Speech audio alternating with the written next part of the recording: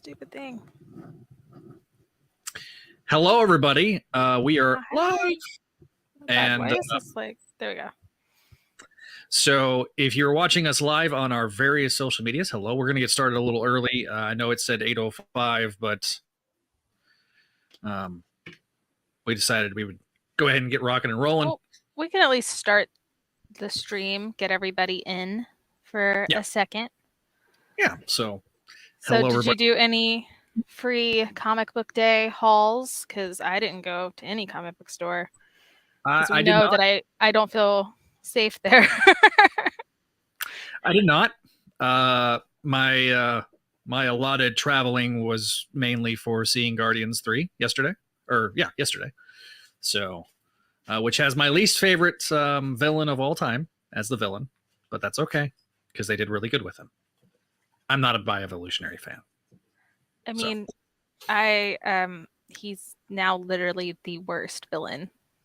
Like, if you like, I'm trying not to spoil it. Obviously, he's the worst but like now he is literally like, if you can't justify him.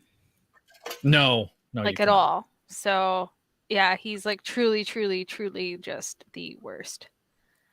I'm not okay. Obviously, the movie is great, and we have wonderful storytelling from a writer, not AI, not whatever BS companies are trying to come through. So definitely support the writer's strike, you guys, because definitely want more of this kind of writing that actually has heart and soul. However, James Gunn, how dare you? I cried in Guardians 3 way more than I did for Infinity War. Although in fairness, in Infinity War, I knew what was going to happen, and watching it happen and seeing everyone who didn't know it would was happening was probably far more enjoyable. Like, that was just fun. But I cried a lot during Guardians Volume 3. I could take, like, faces ripping off, blood and gore and explosions, but I can't take animal cruelty. It's not fun. No. Which it wasn't supposed to be, and that's the point. It's not like I would say PETA's all gonna be all up in arms. Well, one, PETA's BS anyway, but don't support PETA. Yeah, no. But like animal rights activists, like there's you kind of understand the story they're trying to say here anyway. So to me, the story they're trying to tell is in support of animal. No, exactly. That's what I'm saying. Is like, no, I'm because some people were like, well, I'm surprised PETA hasn't come out with anything. It's like, one, PETA's a shill. But two, like, real animal activists, I don't think would go after it as long as the real animals that were on set were not harmed, which I don't think they were. I think they were almost all CGI. Yeah. Yes, Ryan, I remember you talking about that. Listen, I was Endgame for me was really hard because Endgame is senioritis, the movie. It's not good. Like, I'm gonna keep saying that until it's not good, and y'all all need to admit it. It's a crappy movie. Endgame is horrible. I wasn't gonna say that, but what I was gonna say was trying to avoid spoilers for Endgame for me was hard because I didn't go see it opening night because my friend begged me to go with him, but he couldn't go until Sunday, and so I had to wait 3 days and ducking and dodging and ducking and dodging and ducking for the internet is trash, as Waylon can attest. I mean, I don't know. I didn't really see any like spoilers for Guardians. Like, other than they were like, hey, warning, animal cruelty, which is fair because I think that's less of a spoiler and more of like, hey, if you can't handle this or you're sensitive to this, you probably don't want to watch it in theaters. Yeah, no, I try to keep my reviews like on Facebook and Twitter spoiler free, just because, like, if I do spoilers, it's always in the comments on Facebook. But I think there's nothing that like needs to really be said. I guess too, like, while we're starting, because I don't necessarily know if we need to put it in the recording. But everybody that's got the money for Spider-Verse has been holding on to your ticket money. Wait until Monday. I'm not Yeah. sure what time. I'm going to assume since it's already kind of set up on most theater websites to take the advanced pre-screen or take the advanced screeners. Basically, Spider-Verse is tickets will be out on Monday. It is going to be 136 minutes long, so be ready. Prepare thy bladders. Yeah, maybe, go go ahead and just understand maybe you shouldn't get the large soda. But But they have such pretty cups at my theater that I get every time. I'm glad you do because Regal sure doesn't. Not anymore. Which Yeah. I'm kind of glad about. Like, I'm kind of glad there's less stress about that, I Yeah. guess. But I'm pretty sure something will be around for Spider-Verse somewhere. I'll have to get some kind of AMC specialty The popcorn only thing bucket. that I don't have it in here, but my only complaint about their cups at my theater is that they do not fit in any cup holders because it's like one cylinder. So it's not like, tiered to where it can fit in a cup holder easily. It's just like one cylinder. So, yeah. Um, I had my Uber driver back home was like, don't put that in your lap. And I'm like, it won't fit in your cup holder, but okay. Well, I mean, Yeah. that's It's generally I always would like empty it before I left the theater anyway, so I could throw it in the back of the car. yeah. Yeah. Well, I wanted to have it for doing my notes later. Wait, Anyway. what? Your cup? Yeah, for like no, not my notes. I don't remember what I was doing. Sorry. Anyway, moving on. What? What? I'm so lost. But yeah, no. So yeah, so that was. It's a good movie. Everyone should watch it, but also for Spider-Verse, definitely be prepared. I want to see it in 40x really badly. Guardians in 40x was a trip. But as you're crying, you're also getting shaken, so it's kind of like awkward. And somebody that does not do well like on roller coasters and stuff, like I can't go see it in 40x because like I know it's gonna not be everyone needs to see a Spider-Man movie in 40x. Like, I demand it. I just don't want to vomit. Not really, but also no, like, you should do it. It's fun. It's a fun time, at least once. I'll wait for the film to be over and then get a pizza on the way. Yeah, that's fair. That's fair. That's fair. Probably the best way to handle Spider-Verse, I think, is going to be that way, because you don't want to miss a minute of it, I'm sure. Yeah, because I mean, Yeah. that minute is going to be inevitably when your favorite Spidey character. Yeah, we'll have up. a random cameo. Yeah, so Exactly. you can't do it. So yeah, so again, it's gonna be 136 minutes. Tickets will go on sale on Monday at some point in time. I am going to assume, since everything's ready, it's going to be early in the morning. It could, however, be Friday, or like not Friday, but could be like noon or something. So like could be more 8 in the morning on Pacific time. Mm-hmm. Why my brain said Friday, I don't know. But yeah, so just be prepared. It will be there. So Yeah, get it together. Get ready. Yeah. Save me a seat if you want. Okay. No. Like, everyone go see it, and then if anyone asks you why, you say Mayday, and that's what you do. The baby. Exactly. The baby. The baby. We want to see the baby. Yes. So, all right. So it's 9:00. Ready? Yeah, I think so. All right, let's truly get started here. Hello and welcome to Make Mine Mayday, the show all about Spider-Girl and her world. Welcome to the penultimate episode of the Tom DeFalco, Ron Friends, Pat Olive publishing era of Spider-Girl. With this episode, we will have covered 149 issues that start our girl, 103 issues of the first series, if you include the 0 issue and Wizard 1/2 and the 99 annual, with the 100 issues, and then 31 of the Amazing Spider-Girl era, 0 through 30. 11 of the Digital First Spectacular Spider-Girl series, reprinted in Web of Spider-Man and Amazing Spider-Man Family, and tonight's books. The number doesn't include all the rest of the, and that number does not include all the rest of the MC2 stories that we've covered as well. So a bunch of stories, a bunch of issues we've covered over the series. But before we get started, I got to tell you about our other great shows here on the Spidey Dude Radio Network, such as Clone Saga Chronicles and Spectacular Radio, the part of our Vault series. The CSC cover the 1990s Clone Saga, as well as the clone-related characters, with Spec Radio covering the Spectacular Spider-Man animated series. Amazing Spider-Man Classic Season 1 was three guys talking about Spidey from the beginning, with Season 2 being our father-son duo, Jack and Javi Trujillo.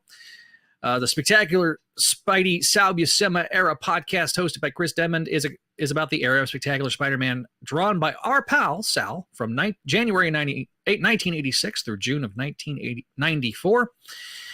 Voices from the Eerie, a Gargoyles podcast, covers the Gargoyles animated series. It's one of our most popular shows. And, of course, the sister program here on the YouTube channel, The Spidey Dude Experience. Hosted by me, and we talk about Spidey's modern-day stories. You can find the archives of that show here on YouTube and all the rest of the shows over on spidey-dude.com. Links are all down in the description below. And as we do every single episode, we also have to thank our patrons at patreon.com/Spidey Dude Network. Friends like...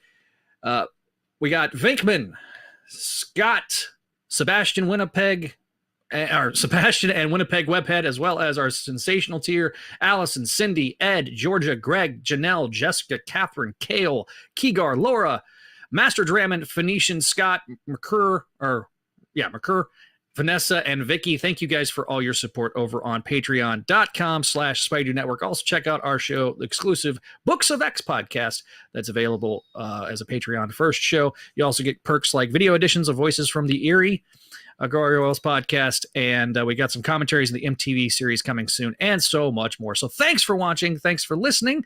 If you're listening to the audio edition of the show, please pay it no mind, as we will make references to visual aids and or live comments, as these are live streamed on our YouTube channel. Audio listener, leave us that 5-star review on your favorite podcast catcher, and we will read any and all feedback on a future edition of the show.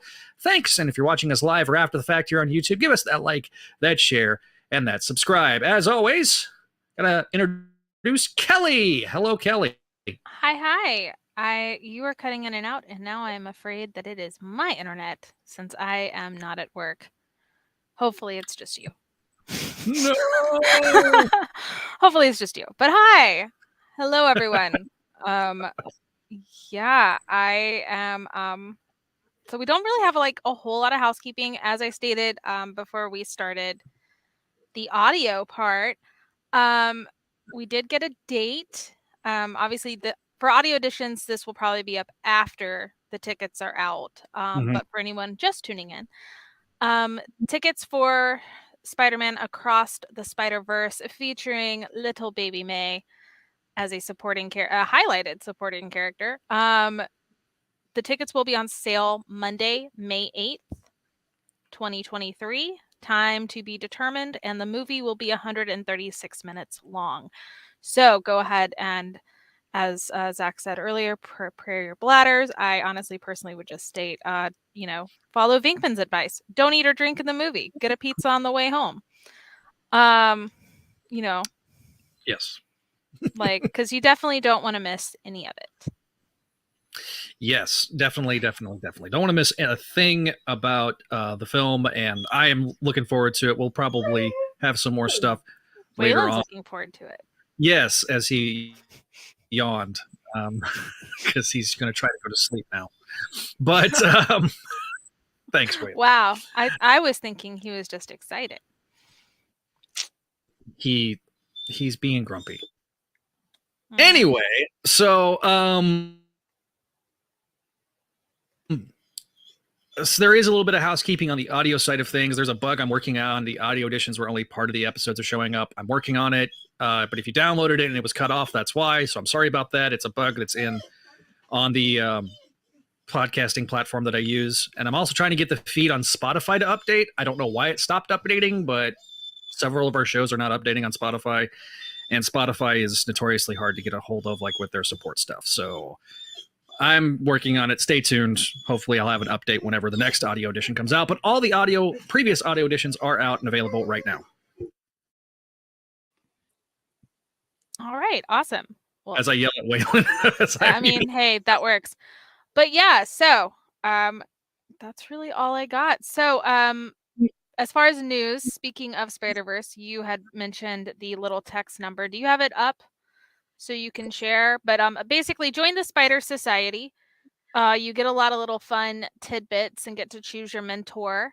I've been signed up since the first time they put out the number, so like literally nothing was happening for months, and then I just got that random like, "Hey, pick your mentor," and that was fun. It's just a So, little like voice. You get little voice things, little like ask you how many Spider-Man are in this one picture, and like stuff like that. It's really not like a super no, big deal, but it's a big deal. But if you want the number, I can yeah, announce it. So yeah, the number is 718-808-8342. That's the phone yeah. number. So definitely join because in especially lately, marketing teams have been using these phone numbers. I know like for last year at Universal Horror used it for the Black Phone, and they gave people free passes for playing with the texting app. I know for Scream, when you played with it, it would give you a phone number to call, and you had like a specialty message that it created, um, along with like some special Instagram filters. So there's a little bit of there'll be something fun. I just can't tell you what because obviously I don't know what's going on with Sony marketing. But yeah, just have some fun and enjoy it. So with that, we do need Zach who walked away. Um, because we are going to go into spider history. Um, and we've got a lot to cover today, especially in history, you guys. So give us 1 second. Awesome. This is going great today, guys. So anybody who is actually like watching while we're live, why don't you tell us about what you got for free comic book day, since today is Saturday when we're recording May 6th. So it's definitely free comic book day. Okay, sorry. Dog started barking, and I didn't want that on the recording, so just threw him outside. Sorry about that. All Well, right, we are so down to spider history. You may have to cut that off where I said, "Hey, anybody, where you like, what'd you get for free comic book day?" Because no, sorry. tried to kill time. All right. You know, all right, so we are at spider history portion. All right, sit back, kids, as I give you the spider history portion. All right, here we are, wrapping up our final regular series of Spider-Girl. As mentioned in the previous episode, the structure of the first issue follows a similar path to the previous. 17 pages of main story, 5-page backup story, and in the first issue, there's a reprint of a story that we've seen, I think, now 4 times over a period of time. The game. This would be the 3rd time it was printed. Okay, I couldn't remember if it was 3 or 4. So it's not. All right, so issue 2. It's been printed now like 4 or 5 times, but this was the 3rd time we've seen it in a Spider-Girl run. It's been printed I think it might have been printed one other time somewhere else. Mm-hmm. So it's definitely been printed like five times now. It's good though. We talked about that in our 1999 annual episode. Issue 2 is 17 pages with a 5-page backup. Issue 3 is 2 17-page stories, and then a 1-page kind of in between. Issue 4 is also the same way, 17 pages, and then the 16-page final chapter. So we kind of talked about that last episode. This is your first episode. These originally was probably going to be printed online, but there's some seismic changes going on behind the scenes. So the major thing that needs to be discussed is how these issues were solicited. Now, we were surprised by the fact that Spider-Girl was left off the Web of Spider-Man title as of issue 7, but then that confusion was then replaced with elation that we were going to see a new series coming out. Only no one informed Tom and Ron that it was going to be coming to a published series. If I recall correctly, the backups were also going to be on either Spider-Man or Marvel Unlimited before being put into these books. That's why we are here now. Not only that, but there was a shift in Marvel strategy concerning Spider-Man and the Spider-Man line. The month that the first issue comes out is the same month as Shed, the final storyline before Grim Hunt. The plans were beginning to be made. There was a major shift in what Marvel wanted to launch and announce in San Diego in 2010. Originally, a letter writing campaign was started to thank them for renewing the series, but this was short lived. Despite not being solicited as a miniseries, once we got the books in hand, we were all shocked to learn that the series would only go 4 issues, that it was actually a miniseries and not an ongoing. Tom and Ron, after seeing this, approached the powers that be and pitched the end, which would officially tie a bow on the series. The end will be covered next episode. So there is some more in terms of internal strife going on, but I'm going to kind of cover that in the next episode, I think, because I really feel like I need to get into the history of especially Anya and how she was marketed originally and portrayed originally. We need to get into the reasons why it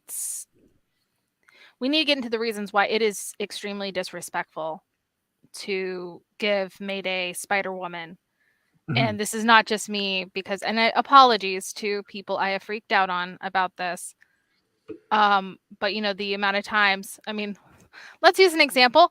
Brad. The other day, straight up the other day sends me, because obviously the marketing is geared up for Spider-Verse, and he was given a copy of a new Marvel coffee book, and it's really cute. So anyway, of this copy book, and it's really, really cute, and it has Spider-Girl in it. I'm not happy with how it her blurb is written, but it's written in the way of, oh, this is how Peter Parker of 616 would see her and talk about her, but it's also not the right characterization for 616 Peter, but we won't go into that. But anyway, on that, a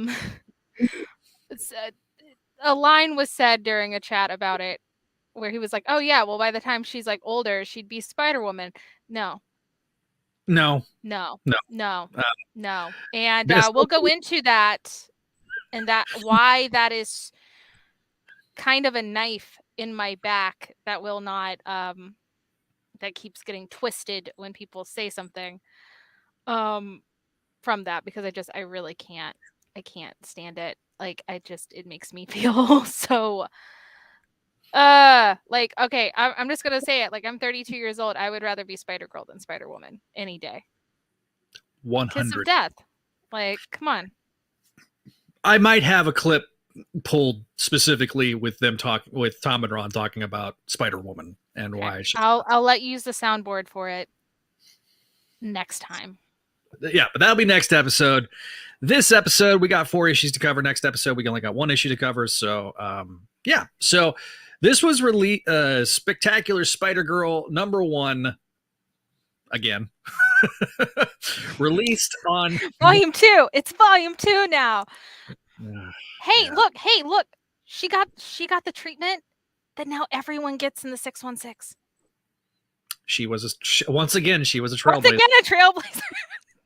the first. Anytime they want to try something new, they always do it with Mayday. Always. Yes.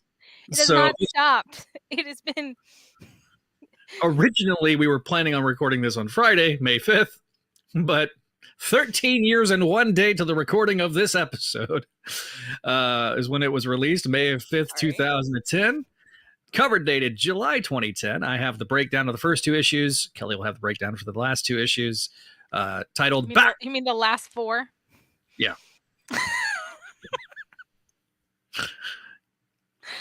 Anyway. You assigned it to me. I know. I assigned it to I did it to myself. You did. I did it to myself. All right. Go. Let's start this. All right. Back to the War. Written by Tom DeFalco and Ron Friends. On the plot, script, and pencils. Don't know why I put written by Tom DeFalco. Anyway. Finishes by Sal Buscema. Colored by Impacto's Bruno Hong. Dave Sharp is the penciler and Tom Brennan is the editor. Our issue opens with a splash page, an older man working out. The location, South America, in the not too distant future. The older man's name is Castle. He discusses with his ward general that he was misunderstood before, that he was merely a soldier that declared war on the mob, but like many old soldiers, he moved on, thinking that his time was complete. In reality, Black Tarantula reached out to him to help him against Silvio. We learned that Frank had left Silvio crippled instead of dead. Speaking of the Don, he is lifting a 3,000-pound weight to test his new exoskeleton. Man Mountain Marco brings photos of Wildcard beating Spider-Girl in our last issue. Marco wonders how he got the exoskeleton out loud, and Don remarks that curiosity can be hazardous to one's health. Reality is that Guido found something that he wasn't supposed to know in the last issue. We cut to Frank doing some intelligence about getting some intel about the situation back in New York, and we find him. We see him find out about our hero Mayday. Frank assumes that she's a chip off the old sarcastic, wisecracking, happy-go-lucky, holier-than-thou, arrogant, know-it-all block. Speaking of our heroine, she throws her costume across the room, saying that she hates her life. She feels like a fool and a failure. She feels like she should be out there helping people, but instead she's got a massive headache thanks to Wildcard, the greatest villain of all time. Anyway, she hasn't felt this equipped since her first time out as Spider-Girl in a lovely callback penciled by Ron and Sal. Though Crazy 8 is miscolored, but that's not the fault of Ron and Sal. He's got like a flesh-toned color to his face instead of white. Anyway, she feels lucky that she has the support of her family, even her cousin April. Peter arrives to check on Mayday and sees that Mayday is holding her suit, and he wonders about what's going on.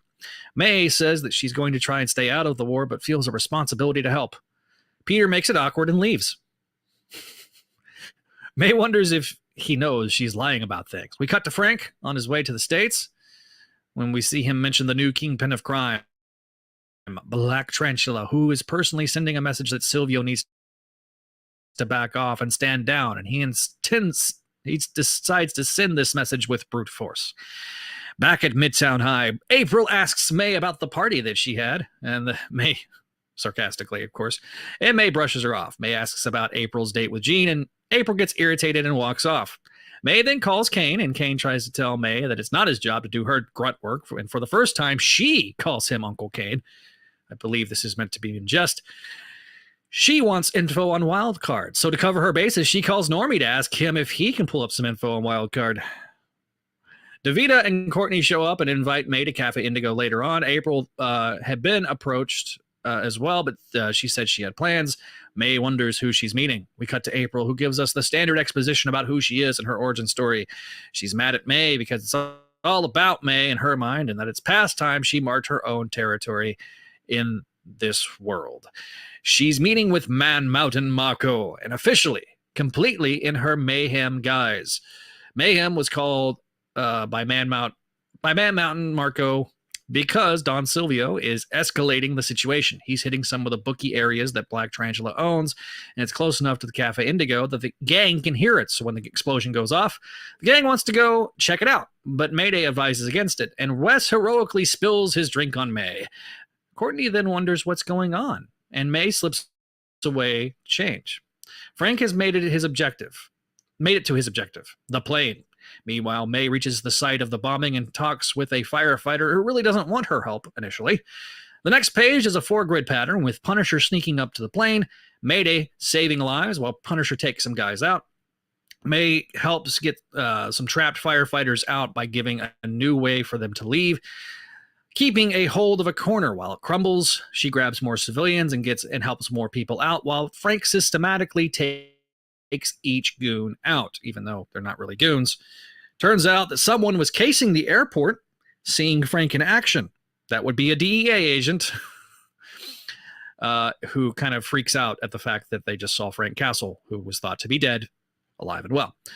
May gets the last of them to safety. The police arrive and try to arrest Spider-Girl, but the FDNY step in and help her leave. While this is going on, April does her best Kane impression and watches from the shadows. She observed Mayday helping people instead of, doing other things. May joyfully leaps out and gets a call from Kane. Kane thinks that he has information about Wildcard, but it's actually what the DEA found out, that Frank Castle's back. And Kane wonders if her father has ever discussed the Punisher with her. Interestingly, The issue ends with the credits to be continued. We then get a letter from Tom Brennan discussing her three times being saved from cancellation. It was more than that, Tom, but I'll let it slide. Her 100-issue stint with her own title, and explains how the MC2 world works, mentions the digital comics that preceded it, and mentions that the next 2 issues will feature backups that I mentioned at the top of the episode. Speaking of those backups, we'll jump into American Dream, The Difference. We have Tom and Ron on plot, script, and... Hey, before you do that, just because I did see something on Discord, I glanced over the letter. I didn't read the letter. Do you want me to read it? Did Brennan like actually call American Dream Captain America's daughter? Let me double check. I've got the issue right here in front of me in my hand, so let me open the issue up. Yes, he did. Great, wonderful, awesome. All right. I'm just going to read the letter for posterity's sake. He says, "Howdy, folks. Tom Brennan, the 9th most popular assistant editor at Marvel Comics, here to welcome you to the wild and web-slinging world of Mayday Parker, the spectacular Spider-Girl. For those of you just joining us, Mayday Parker's been a huge part of the Marvel Universe for over 12 years, and her 100-issue initial series, Spider-Girl, made her the longest-running comic starring a female hero in Marvel history. She's survived cancellation 3 times, and is back for a 4-issue miniseries. May's world is an alternate Marvel continuity where Peter and Mary Jane Watson were married and raised a child, Mayday Parker. A popular student and accomplished athlete. How is she related to Pete again? May discovered that her powers are spider powers in the midst of a basketball game. Oh, that's how. That's not how it happened, Tom. But anyway. Okay. See, there was this, like, I remember feeling very angry during this issue, and I couldn't remember why. And maybe my brain protected myself when I was rereading, and I just went, nah, I don't need to read it.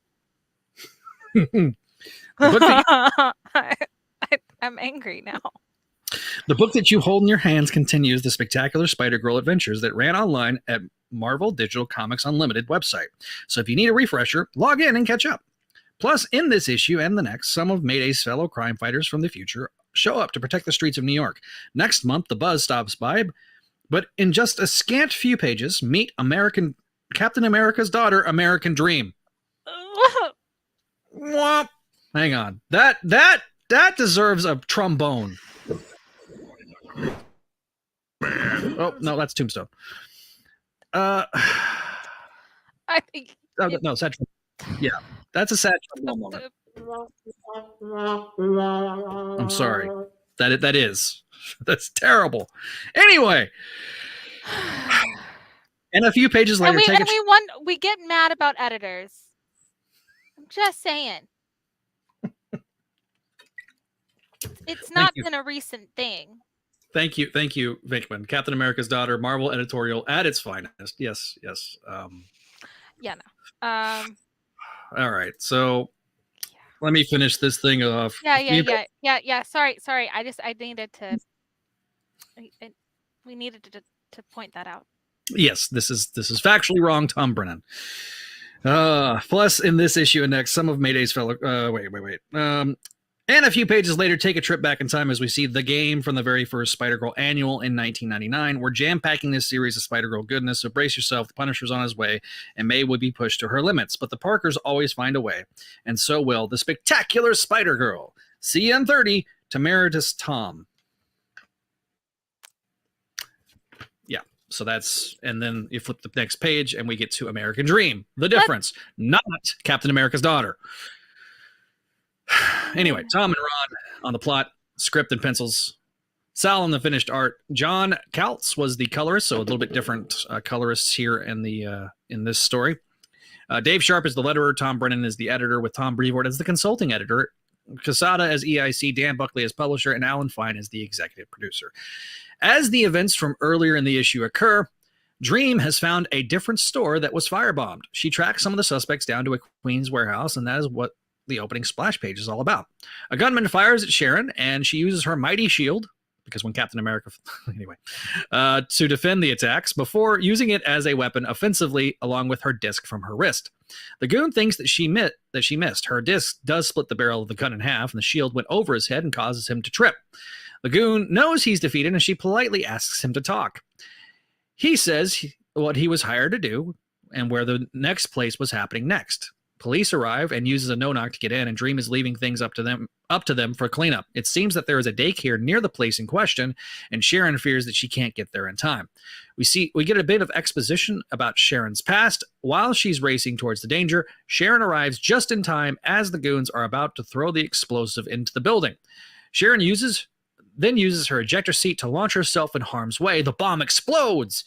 The goons think that they've won because it explodes directly on her shield, until one realizes that they have a problem. Sharon has made it out, and she really, really wants them to resist. The end for now. So after this, as we mentioned, we get the reprint of the game for the 99 annual, and it's at least the third time that it's shown up. So, Kelly, you review yeah. of this.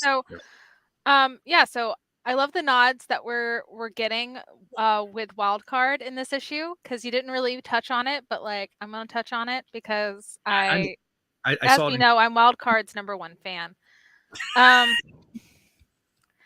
But yeah, so again, it's I really want to talk about these things, but I'm also like, it's hard for anybody who is following along or only listening. I'm not trying to spoil it, but if you read this issue, you've got to know by now who is behind the mask. Basically, so we see that when Peter goes to check on May in her room, he's wearing a very yellow sweater with black like details, which is very wild cardy. Especially like with the little black tie underneath the sweater. Normie is holding one of the darts in his hands when he's chatting with May on the phone and then chatting with Brenda. Like I said, I love May jokingly saying Uncle Kane, kind of assuming like basically you can take that anyway. Like, have they talked about the clone situation?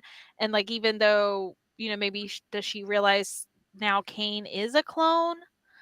Or or is it just teasing because DarkDevil did it a few issues earlier? Like, you can kind of take it either way. But it's a fun little nod. And then, like I said, it raises questions. Wes accidentally spilling coffee on May is also a ton of fun, and I wish we could have seen more of them, like more of him trying to help her, because he's totally trying to help her. And we know that he knows and he wants to help, even if it's like distracting and helping make excuses for her to get away. And it's really cute. But it's also causing Courtney, who is not dumb by any means, to start questioning things. As you would. As anybody would. But yeah, no, I really enjoyed that, like, Wes is like, oh, she needs an out. I'll go run and accidentally like trip and spill coffee on her. So awkward. So good. It's such a grand gesture. Like, it's such a grand gesture that like I enjoy him. I want to know what is going on in Wes's brain at all times, because things seem very fantastic and seem bombastic and louder and fun. Little unhinged. But like in a good way. Yes. He would fit in with the Parker family very much. Oh, well, I mean, yeah. He does later. We'll get into that later. I'm just saying, like, he seems to fit all the markers of like a good boyfriend for May whenever they work that out. But yeah, so I like this issue is very cute. Like, and then everything goes to crap. Obviously I love Dream's little backup, but I mean, it's an American Dream and it's all action and it's great. I'm only saddened by editors not knowing she's not the daughter of Captain America, because that also like frightens me. As we know, like, if we go Go to present day and the Lady Hawk twins. Yep. Just imagine that. Imagine someone who doesn't know A Next and doesn't know American Dream, who thinks the Lady Hawk twins both go out and fight crime together, and they're known in public as the twins, which was not their gimmick at all. Yeah, no, in that world, yeah, I can kind of see a daughter of Captain America. Kill All me. So, sorry. Like, I hate it. I hate it. I hate it. I hate it. We are in the darkest timeline. We are All in the right. dark. Anyway, Um, so yes, what are your thoughts that you haven't touched on yet? I really like how the issue's written with it going back and forth with Frank and Mayday. The way that they juxtaposed each other and how diametrically opposed they are in terms of what they're doing. Especially the indie issue when you get the two of them contrasting styles. Like Frank is, actively attacking people while May is actively defending people, and it shows how diametrically opposed they are, and the way they do the layouts is incredibly well done, in my opinion. Definitely, you need to read it, whether you're reading it on Marvel Unlimited or you're reading the floppies or the trade, because this is all in the Last Stand trade, Spectacular Spider-Girl Last Stand trade. Yeah. April, help your sister for blank sake. I'm really annoyed. I also dug the uncle, because she's just sitting there brooding in the shadows, not doing a damn thing, watching her sister do all this freaking work. Oh, in this first issue, or are you talking about every issue? Well, no, just in this first issue. I'm probably gonna rant about this every issue, but it's particularly egregious in this one. I'm glad April's now starting to stop and listen, like, and actually watch, which is something she should have done in the beginning to understand, like, everything, but she wouldn't listen. And so this whole thing with her and her hubris and her ego, and like I said, a large part of this, you cannot tell me, is not her symbiote side. Like, a large part of her not understanding this, especially too, like, go read every single thing dealing with a symbiote, like a symbiote and a host, and then imagine if, like, there's no way of getting that off of you. It's your DNA. It's in her DNA. It is her. So this is Yeah. that part of her wiring is has a large part to do with the symbiote. And I get it. Because it almost, like, as we'll see later, like, Mary Jane, says, she is under, like, some kind of crisis. It's almost kind of like, to me, it could be a really good analogy for someone with maybe BPD. Because I was looking at it, and it's like, it kind of, where it's like they can't help it. Yeah. But, like, she spirals because she's not, she doesn't know how to control any of this, and so she's, like, spiraling, and all she wants the thing in her life, like, just something in her life to go her way. She wants the plan to work, and she cannot take it that it won't work in her way. And she's now starting to realize she has to control the pieces, but the pieces aren't even, she can't control the pieces. And so it's, she's slowly starting to just fester in that anger, and it's jealousy, it's ego, it's hubris. It's a lot of things. And it's, like I said, I've stated this time and time before. She's all the bad parts of Peter and MJ festered together with a symbiote on top. It was never a recipe for anything good. So last two notes. Dig the Uncle Kane comment. That's always makes me smile.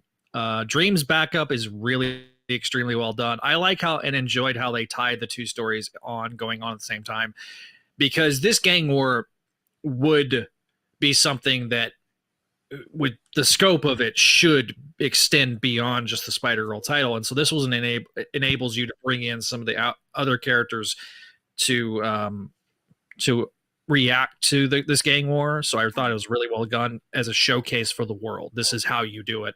Of course, I mean, we shouldn't be surprised because it's Tom and Ron doing it together. So that leads us to the rundown. Issue number 2, released June 3rd, 2010, cover dated August of 2010.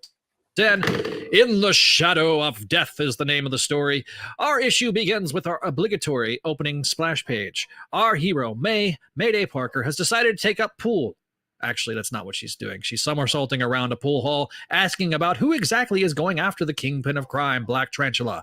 The goons aren't particularly forthcoming about the information, and May chalks it up to 2 things.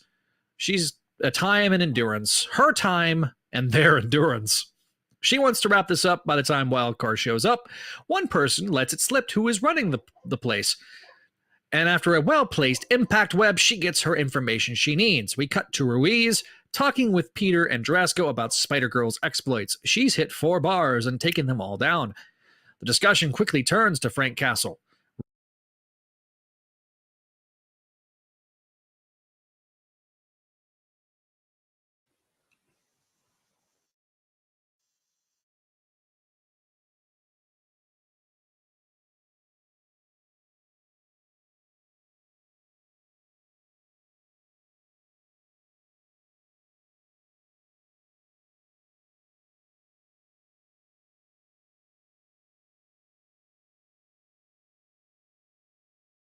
Hey, Zach, we can't hear you.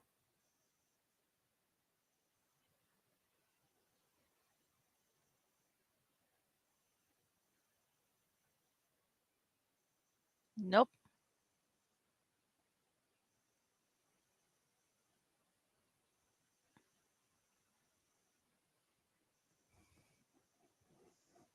No, it is dead quiet. I thought something was wrong with my headset at first.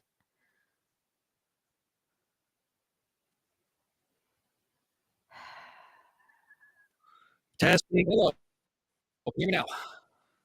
Hello. Talk again, because okay, it sounds a little robotic. Oh, okay.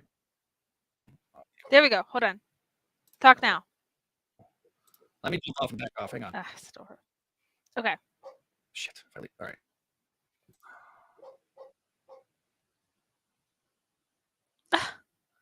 Well, now I'm by myself. And we all know I don't do well temporarily by myself. All right. So while he is resetting, I guess. Hello. Can you hear me now? You little robotic. You little robotic. Okay, now I should be able to hear you. Okay. Cool. What was the last thing you heard? Basically start at the beginning. But also you sound like you're talking through a fan. Oh my god. Okay. Well, we're gonna change directions here live on the show. Oh no.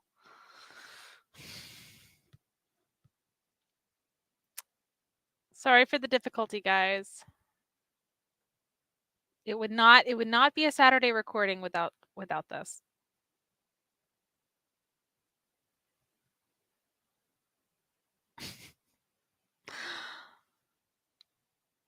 All right. Let's see.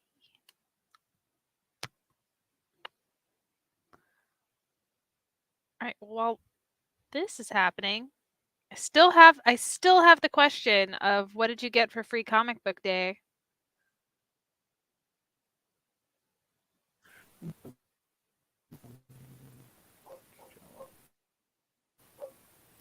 Hearing stuff.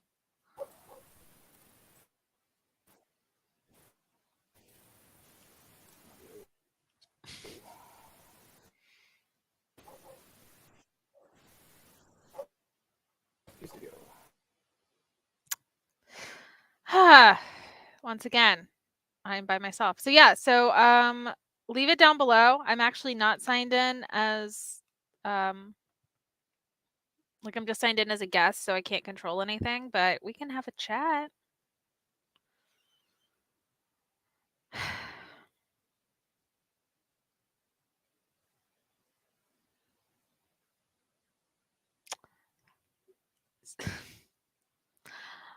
Who wants to place a bet that after we get this fixed, my roommates are going to reset the router? Okay, can you hear me now? Yes. Oh, shit. Well. I said yes. Oh, you can't hear us now. Crap. No, I got it. Hang on. Okay. I didn't want it to come through. It was coming through my TV, so Oh, okay. So I was trying to get to where it wasn't going to be. Okay. So what was the last thing y'all heard about the? Should I just? I would just restart. Okay. So.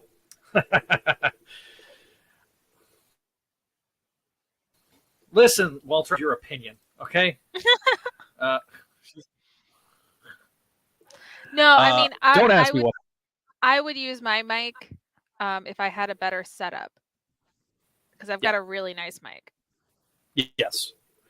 So luckily, I was able to. I knew I kept. There was a reason I kept this cord out for a reason.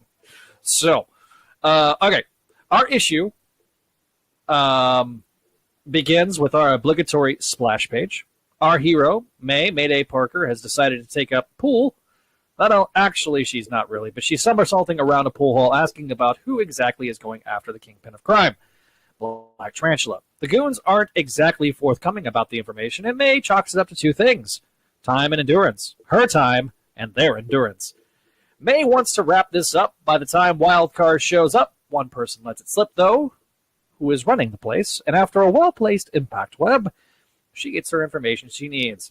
We then cut to Ruiz talking with Peter and Drasko about Spider-Girl's exploits. She's hit 4 bars and taken them all down. The discussion quickly turns to Frank Castle. Ruiz wishes that Spider-Girl would work with the police instead of going off on her own. Lost my place.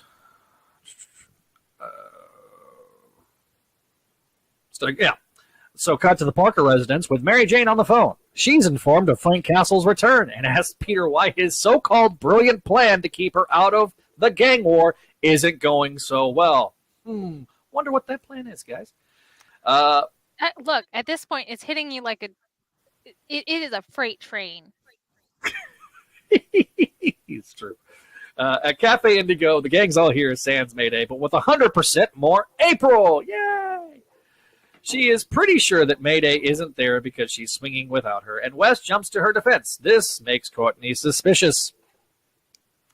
Shortly after, May has left the bar. Frank Castle has arrived. They wonder how long this webbing lasts, and he informs them that it's about an hour. No one gets hurt as long as no one does anything stupid, he says. Frank then grabs a chair and wants to know everything that the goon told the webhead. Then, as soon as he gets comfortable, someone grabs their gun. I mean, they were warned. Don't do anything stupid. And guess what? Mayday is swinging around when she calls Normie for some old-fashioned intel. When I say old-fashioned, it really is like, sans like original volume. Normie tells Mayday the backstory. Silvio Baracca was among the last of the Maggia. The Maggia was more old school, while the Kingpin was all more about the corporatization, about how he handled crime. Blood oaths, omertas, and vendettas were more the Maggia's way of doing things. Frank Castle crippled Silvio to send a message, and with it, Frank's days as the Punisher were officially over. Until, of course, Silvio got this exoskeleton. Drasko calls Silvio to inform him that Castle is back. This sends Silvio into a rage. He orders Marco to gather the masks. It's time to go scorched earth on them. Time for them to clear the board. Meanwhile, over at Valentine Motors, our old friend Richie Valentine is back. Frank knows who he works for, and he's not happy that he was played. A message was sent, and the place blows up. Cut to April, who internally wonders why she's even there. At Cafe Indigo, she hates the way Peter and Mary Jane try to protect her. She hates her Mayday's friends, yet here she is. She's jealous of her. She still wants her life. When she gets the call, she quickly leaves and turns into mayhem. May is swinging by and sees April and observes her meeting with Marco. He leaves and Mayday shows up. Mayday wonders what April is doing, but Mayhem, as I will call her from now on because this is what she really is informs her that she's stepping out of Mayday's shadow to end the gang war. She's going to kill all the bad guys and start with Black Tarantula. May says that she can't let her do that. April then attacks. May tries to reason with her, but to no avail. The friendly neighborhood days are over. It's time to go gritty, and that there isn't room for the traditional superheroine, remarks Mayhem. Mayday tries to say that it's not possible, but Mayhem drops the bombshell. She's going to kill Black Tarantula and that she already killed Tombstone. She smacks May off the ledge. Our girl begins to doubt herself. She feels like she's failed, that it was her responsibility to show April the ropes. She feels she got caught up in her own problems, that she didn't see the real April.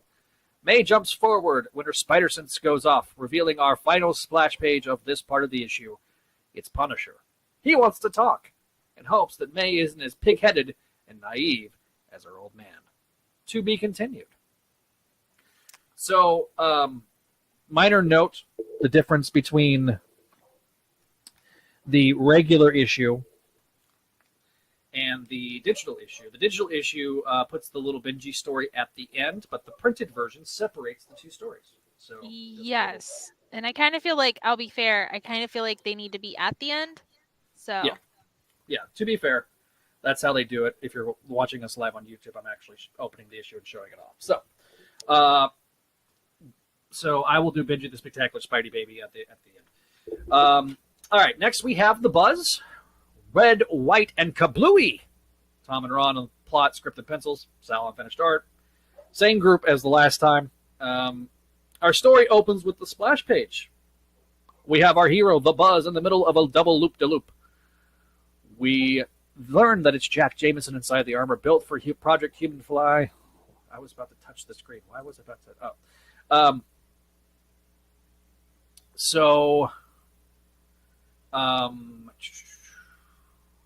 Talking about The Buzz. Yeah, sorry.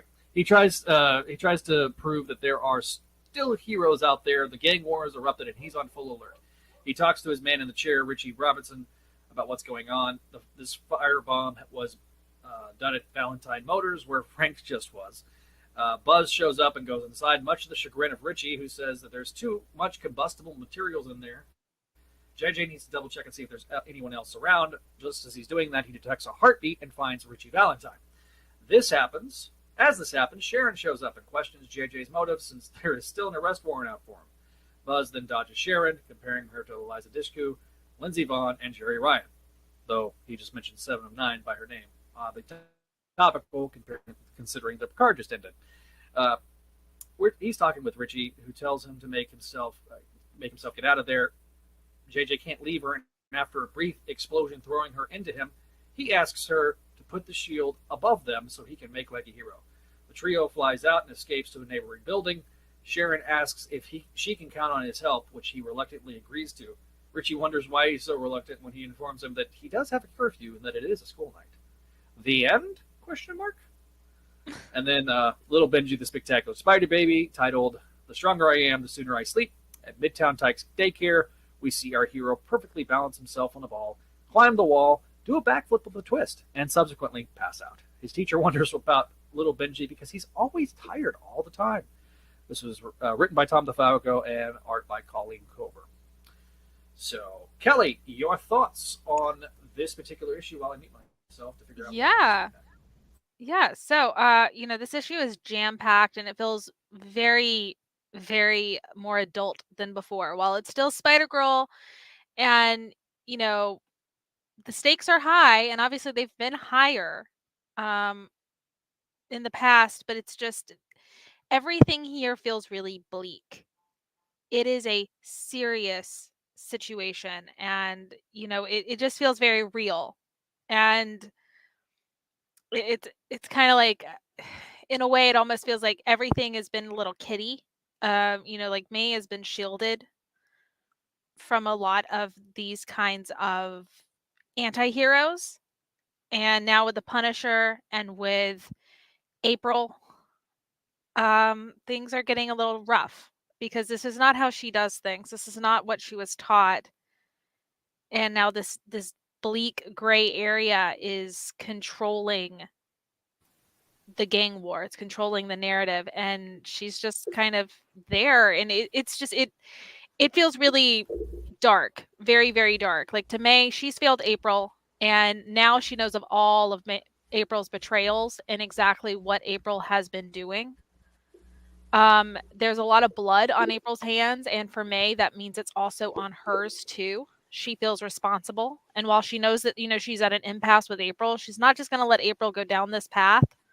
She can't, and she won't give up on her. So it's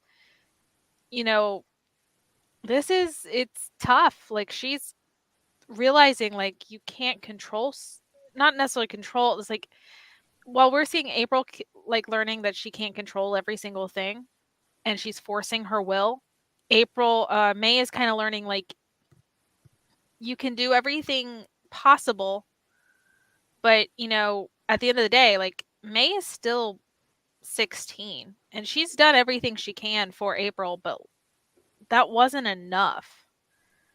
And she, as we know, May internalizes a lot, blames herself for a lot, deals with a lot of guilt for things, that really she doesn't have to. But this is the way of the Parkers. And so it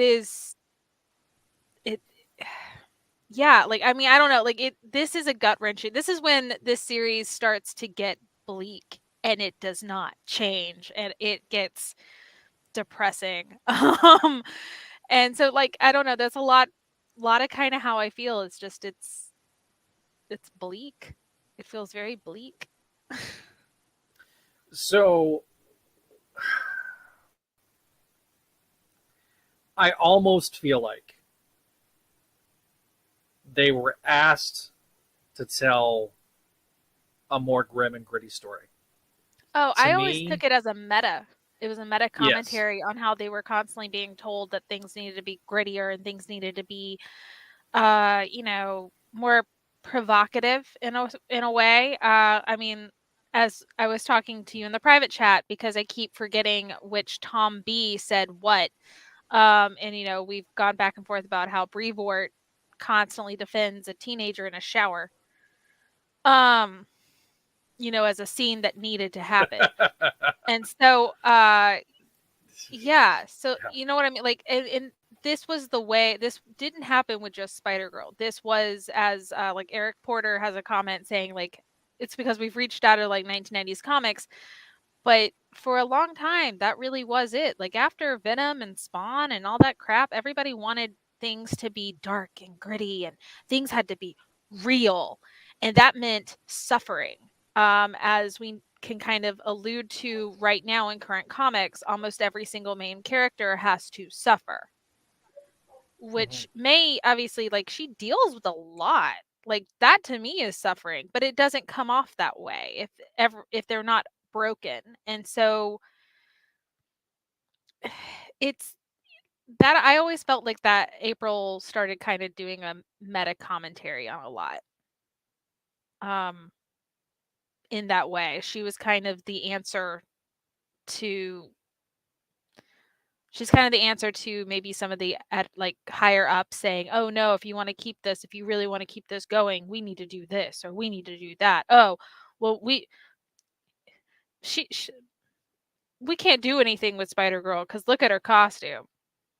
Like where's the skin? Where's this? Where's that? Cuz like I think at this point like we had gotten Ashley Barton Spider-Bee around this time as well.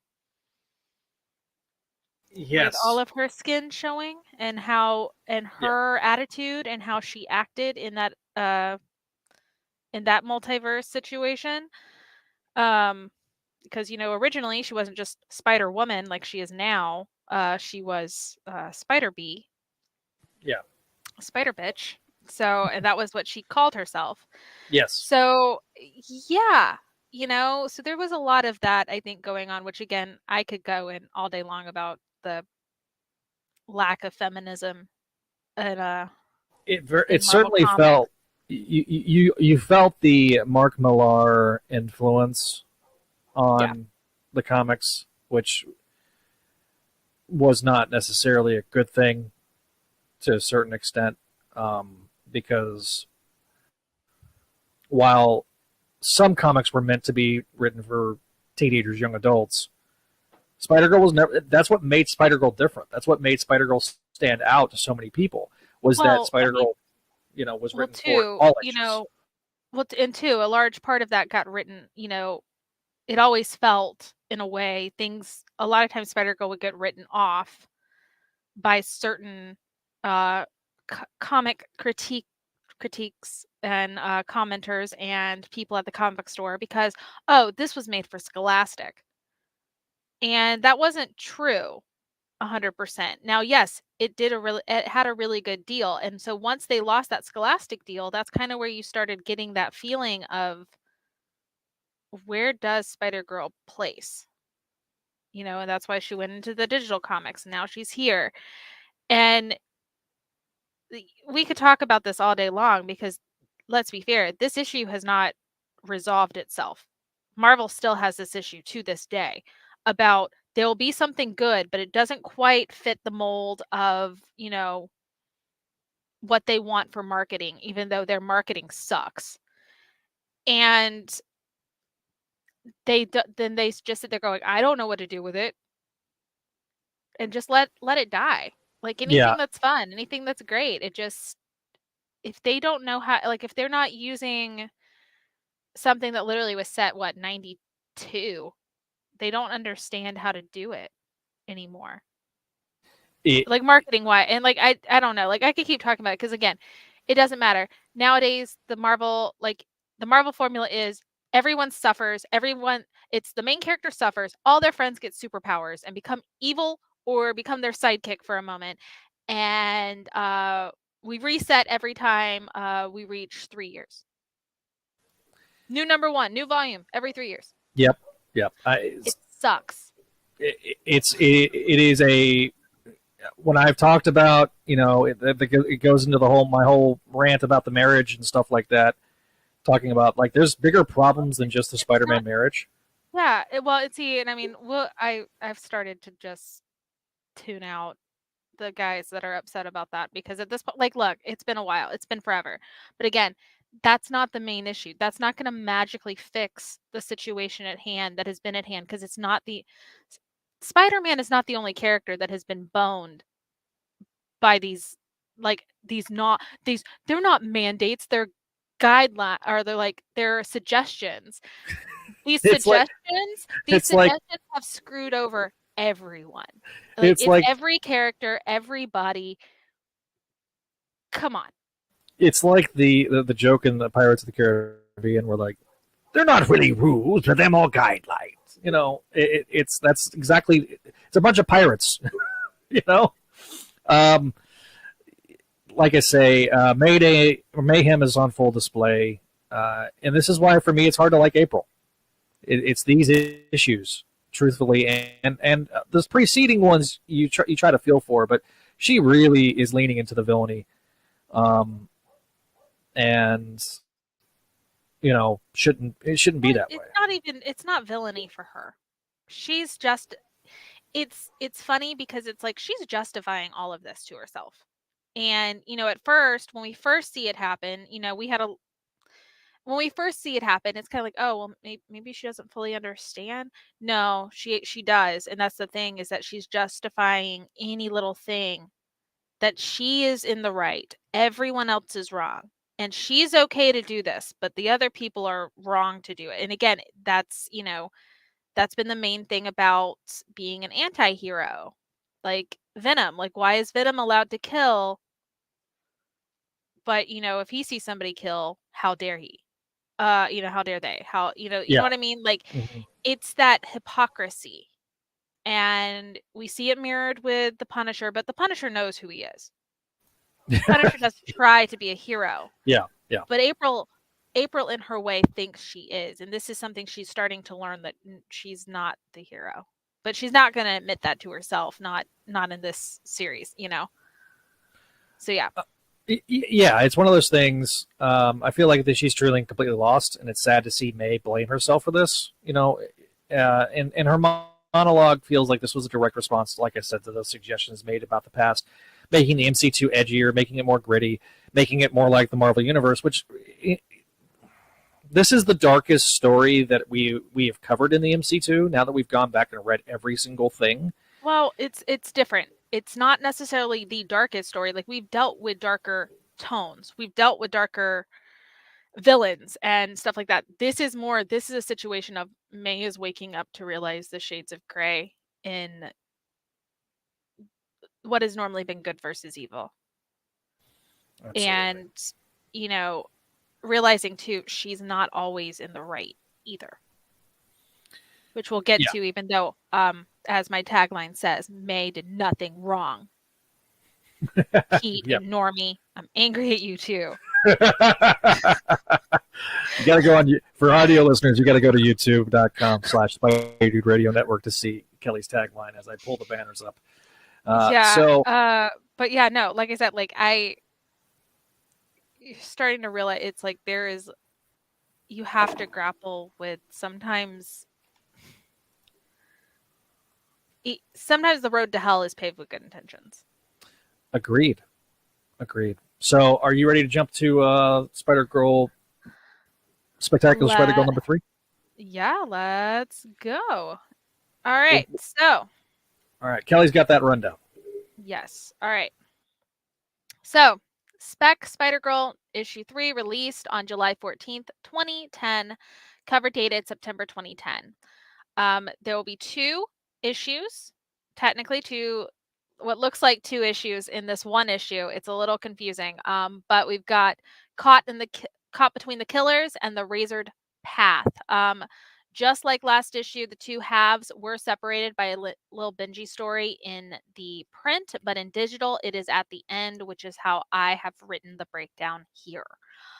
So at the first one with Caught Between Killers, as May tries to make quick work of subduing or getting away from the Punisher long enough to catch up with April before she does something stupid, May gets quippy to calm her nerves, thinking if she pulls a dad, it'll help her with everything she has stacked against her. May uses her the powers to magnetize everything to keep Castle stuck to the roof, and Castle isn't deterred as he finds a way to his guns and starts shooting at Spider-Girl. Though May does make a note that his aim seems to be a bit off, and she goes to test to see if maybe it's intentional by letting him up and using her spider sense to lead her through the maze of fire. Castle tells her that he's here due to the gang war, but it's for Dawn Sylvia Baraka he's after, and he just warns her to stay out of his way. But as Spider-Girl tells him it's her responsibility to save all lives, Castle realizes he's in a standoff of views with her and, well, threatens her. Thankfully, or not so thankfully, someone comes in with their own weaponry to get the upper hand of the Punisher. It's Wildcard. Wildcard hits Castle with some blinding cards as Wildcard works to subdue the Punisher. May wonders if she should jump in to help them from killing each other or go find April. Meanwhile, at the Parker residence, Mary Jane is frustrated and sick with worry. She can't reach May, so she calls April to see if April knows anything, and as April expresses some clear disdain for feeling like an outcast in the family, Mary Jane assures her that she's loved and cherished. She is family, and she's not on her own anymore. Something that causes April to well up in tears. Back on the roof, Wildcard taunts Castle while Castle basically tells the readers of Spider-Girl's Choice, she ran off to find April and left them to fight it out amongst themselves. Castle might be blind from the flashcards. Wonder who came up with that name. But Castle might be blind from just saying. Anyway, from the tricks up his, but Castle still has a few tricks up his sleeve, and he pulls a gun that he had stashed to take a shot at Wildcard's baton that Wildcard was using as a cane. And it causes Wildcard to fall to the ground. Wildcard makes note that he knew the shot was coming, but he couldn't dodge. Where have we heard that line before? And by who? As Castle stands over Wildcard, they have a little chat as Castle was able to quickly put together that Wildcard might not be who he claims to be. And obviously, his biggest concern is Spider-Girl and her safety. So Castle offers to make a deal, but since Wildcard won't immediately agree, Castle takes the butt of his gun and knocks Wildcard out. May loses April's trail and doesn't know where she's headed, but knows she needs to make a call to Black Tarantula to warn him. She calls and speaks to Chesbro, who gives her a lot of grief for trying to broker that deal with the police earlier. And as May pleads with Chesbro to just drop it and warn Fabian about April, we get a wonderful surprise of mayhem crashing in to find the Black Tarantula. Thankfully, since May was still on the phone, Chesbro was able to call out to the Black Tarantula or call out that they are all at the Le Grand Excelsior Hotel and Spider-Girl should hurry. Anya tries to attack April, but Aranya is no match for Mayhem, and April sends her crashing and seriously hurts her. Black Tarantula lasers April and momentarily causes her to go down, and Chesbro takes a passed out Anya to get away. May thankfully comes swooping in before April and Fabian can fight more, trying her best to stop this fight. But April can't believe May would protect him of all people, and Black Tarantula just keeps trying to goad April into fighting by calling her things like monster and clone. Um, and that, especially the word clone, strikes a nerve with April, and April pushes them all off the balcony. Eventually, May uses her full strength to kick April off and uses her impact webbing to keep a seemingly knocked out Black Tarantula from crashing to the sidewalk. May goes back to focus on April as April continues her pity party because Black Tarantula got saved first. Like, girl, read the room. Who was committing acts of violence and threatening people? Like, you need to chill. You can handle yourself. You're half symbiote. You're not going to die if you hit the ground. Just chill. But she tries to twist what Mary Jane said about her being loved into meaning that May is no longer loved. It's only April, which is not what Mary Jane said. And I wonder if April needs some hearing aids or, medication. But yeah, seriously, it's weird. The Anyway, answer to that question is yes. yeah. So anyway, April goes completely off the rails when May finally calls her crazy, which, look, not the nicest words, but again, April is not acting sane. Like, seriously. April is determined to end the gang war to prove that she's the real daughter of Spider-Man, seemingly looking over the whole committing murder is literally the opposite thing of what Peter would ever want for her. But all right. And then April goes to try to kill May because there should only be one Spider-Girl. Which, okay, can I just rant like tiny bit before I finish this? So this whole time, April wants to prove that she is the real daughter of Spider-Girl by killing everybody, which of course is not something Peter would do. But she also doesn't care for Peter's approval at all. It's so weird. Like, she doesn't care anything about Peter, but she wants to be known as the daughter of Spider-Man. It's just I'm just throwing that out there. April needs to get in tune with herself, her human self. So yeah, it's just weird. Anyway, we'll talk about it later. I just wanted to point that out of just like how absolutely like insane that sounds. So anyway, so April says a lot of mean things, again, seemingly being the narrative, that seemed to be happening from the walls. Like, to me, a lot of what April says to May sounds a lot like what we, the fans, were thinking was being said about the series inside the walls of Marvel. It's hurtful. And that May is just out of touch with the reality. It's not, it's no longer cool or accept, like, you're never going to get the sales that you need without being gritty and everything that May is not. And so it's insane. So anyway, that May wouldn't be missed. The one thing I think that hurt me the most was like when April said May wouldn't be missed and that other characters were more powerful, more lasting, and a better investment. And as May tries to reason with April, remind her that, any of this really isn't about May, that April needs to stop before she becomes a monster. April already knows she's past that point. And it doesn't work to stop April. April wails on May with a quonk, a scrat, a crack, and a twam, and she goes to walk away, but May isn't giving up that easily. Though weak, May tries to get up and fight and, you know, throws some webs April's way. But April crosses that final T and seemingly goes in to stab May with a squathunk. To be continued. And once again, they put the little Benji thing in the middle, which tonally is completely the opposite. which is also why I am not going. We put it at the end of the about digital it issue. until the end. But yeah, Like, totally speaking, Spider-Girl just got stabbed, but here's little Benji. it's very odd. so odd. Anyway. Oh, hey, look! Like, oh, hey, look! The story's not over. The story's not over. The issue's not over. You know, there's a whole lot. Now we're on the razored path. So we start where we left off. That thunk sound that sounded a little odd to, be a full stabbing. Not April killing May. She couldn't do it. She stabbed the roof instead. As May tried to start the conversation about how obviously April can't be a real killer and there has to be some hope and humanity in April instead continues her pity spiral because she didn't get what she wanted.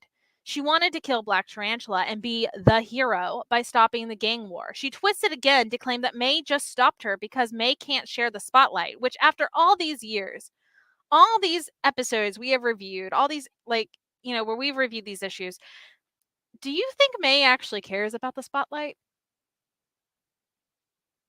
Come on. Anyway, especially at a time like this, no. This is a girl that, unlike her father, April is projecting.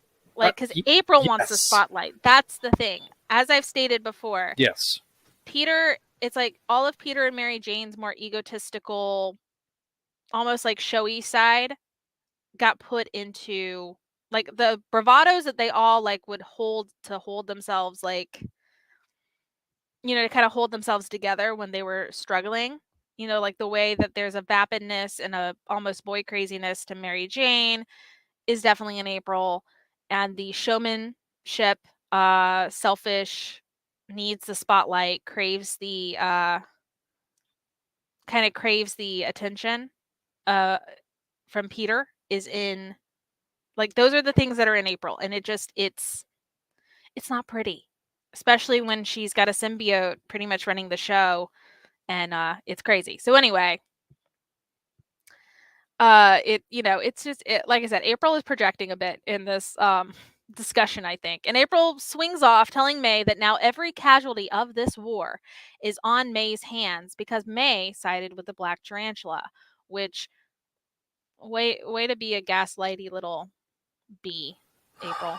So anyway, Black Tarantula currently has Anya in his arms as he races across the rooftop to get her to the temple. I guess to get her to a helicopter so they can get to the temple to receive proper medical treatment.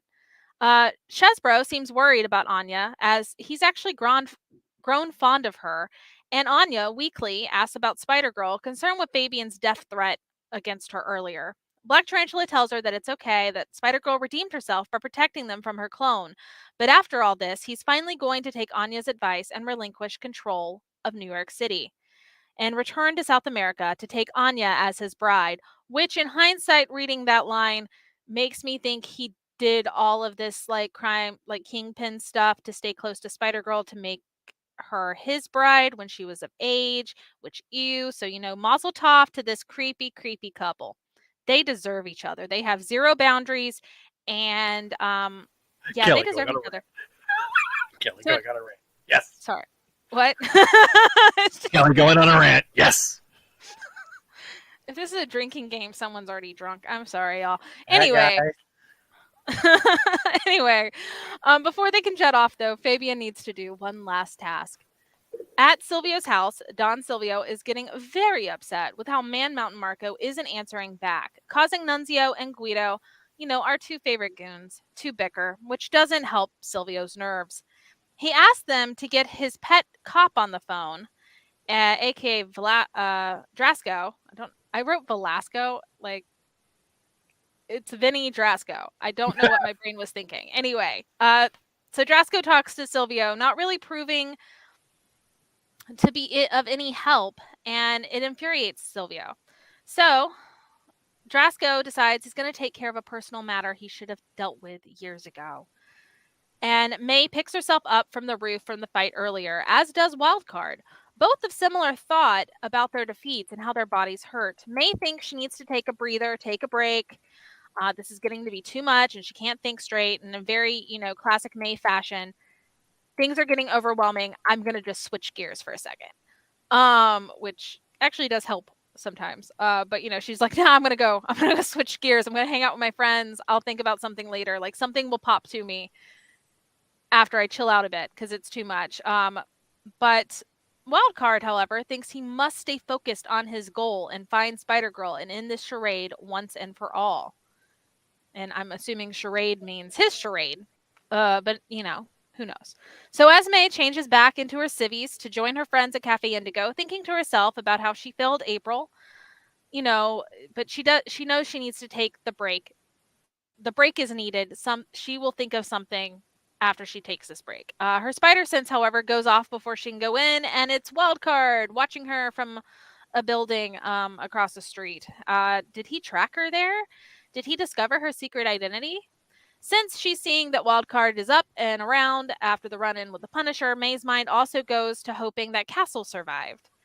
Wildcard, however, realizes that he's been seen and then questions if he just blew everything by heading up to that rooftop to watch on Cafe Indigo like a knockoff Batman. He did kind of blow it as Spider-Girl comes in to throw some kicks to that helmet of his, but Wildcard was able to dodge. May questions it, but Wildcard tells her that she isn't the only one with speed and agility of a spider. At the Parker residence, Mary Jane hears a loud whimper in a dark bathroom. She flips the lights to see April in her mayhem getup in the bathroom in the corner, just like bawling her eyes out, clearly having some kind of mental breakdown. Mary Jane is worried and questions what's wrong, and April tells her it's because everyone hates her, that nothing is working out as she planned. So she's reverse. She's nothing because I wrote something that was rude. I basically called April a psycho brat on acid. Because she's withholding the fact that she's been a psycho brat on acid, and that's why things aren't working out for her. But whatever.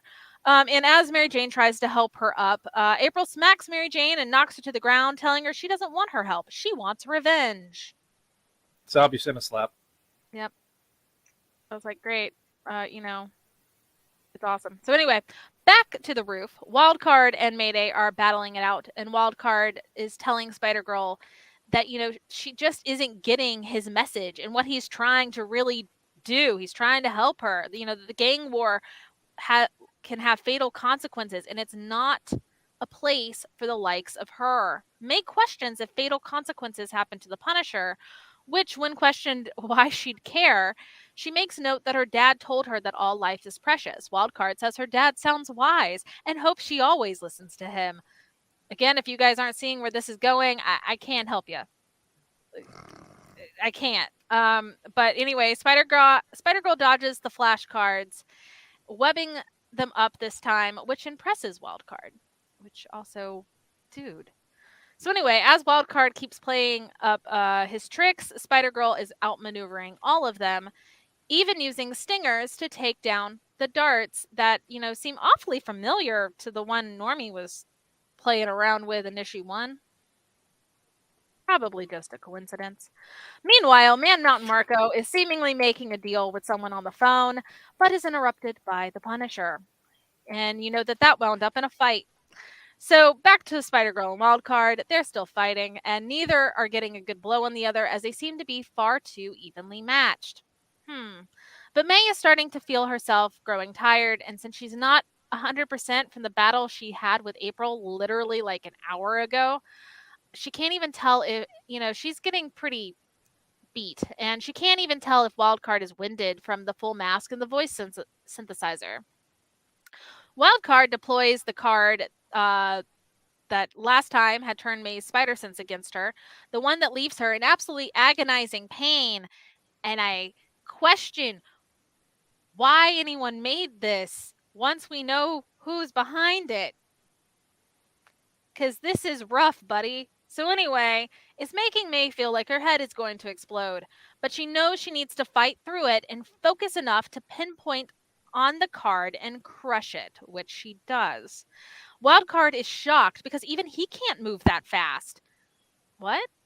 But before he can say anything else, and as he's saying, whoa, wait up, I promise, like, I'm not trying to hurt you, Spider-Girl pulls him to her via her webs, causing him to call out that he only wants to talk. He isn't her enemy. And, Spider-Girl's over it, so she hits Wildcard with full force, hard enough to break his helmet in two.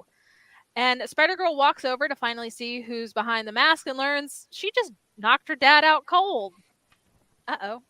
Da-da-da! Not even a da-da-da moment. That is a Peter learned moment. So anyway, at Don Silvio's, Drasko finally shows some backbone and trying to hold Silvio under arrest. Too bad he gets hit in the back by a bomb. A bomb? Turns out the Hobgoblin has returned, reminding Drasko and everyone else in the room that they belong to him. And very soon, so will the rest of the New York City underworld. To be continued. That does more for Hobgoblin than Peter, but still. Okay. So anyway, Lil Benji.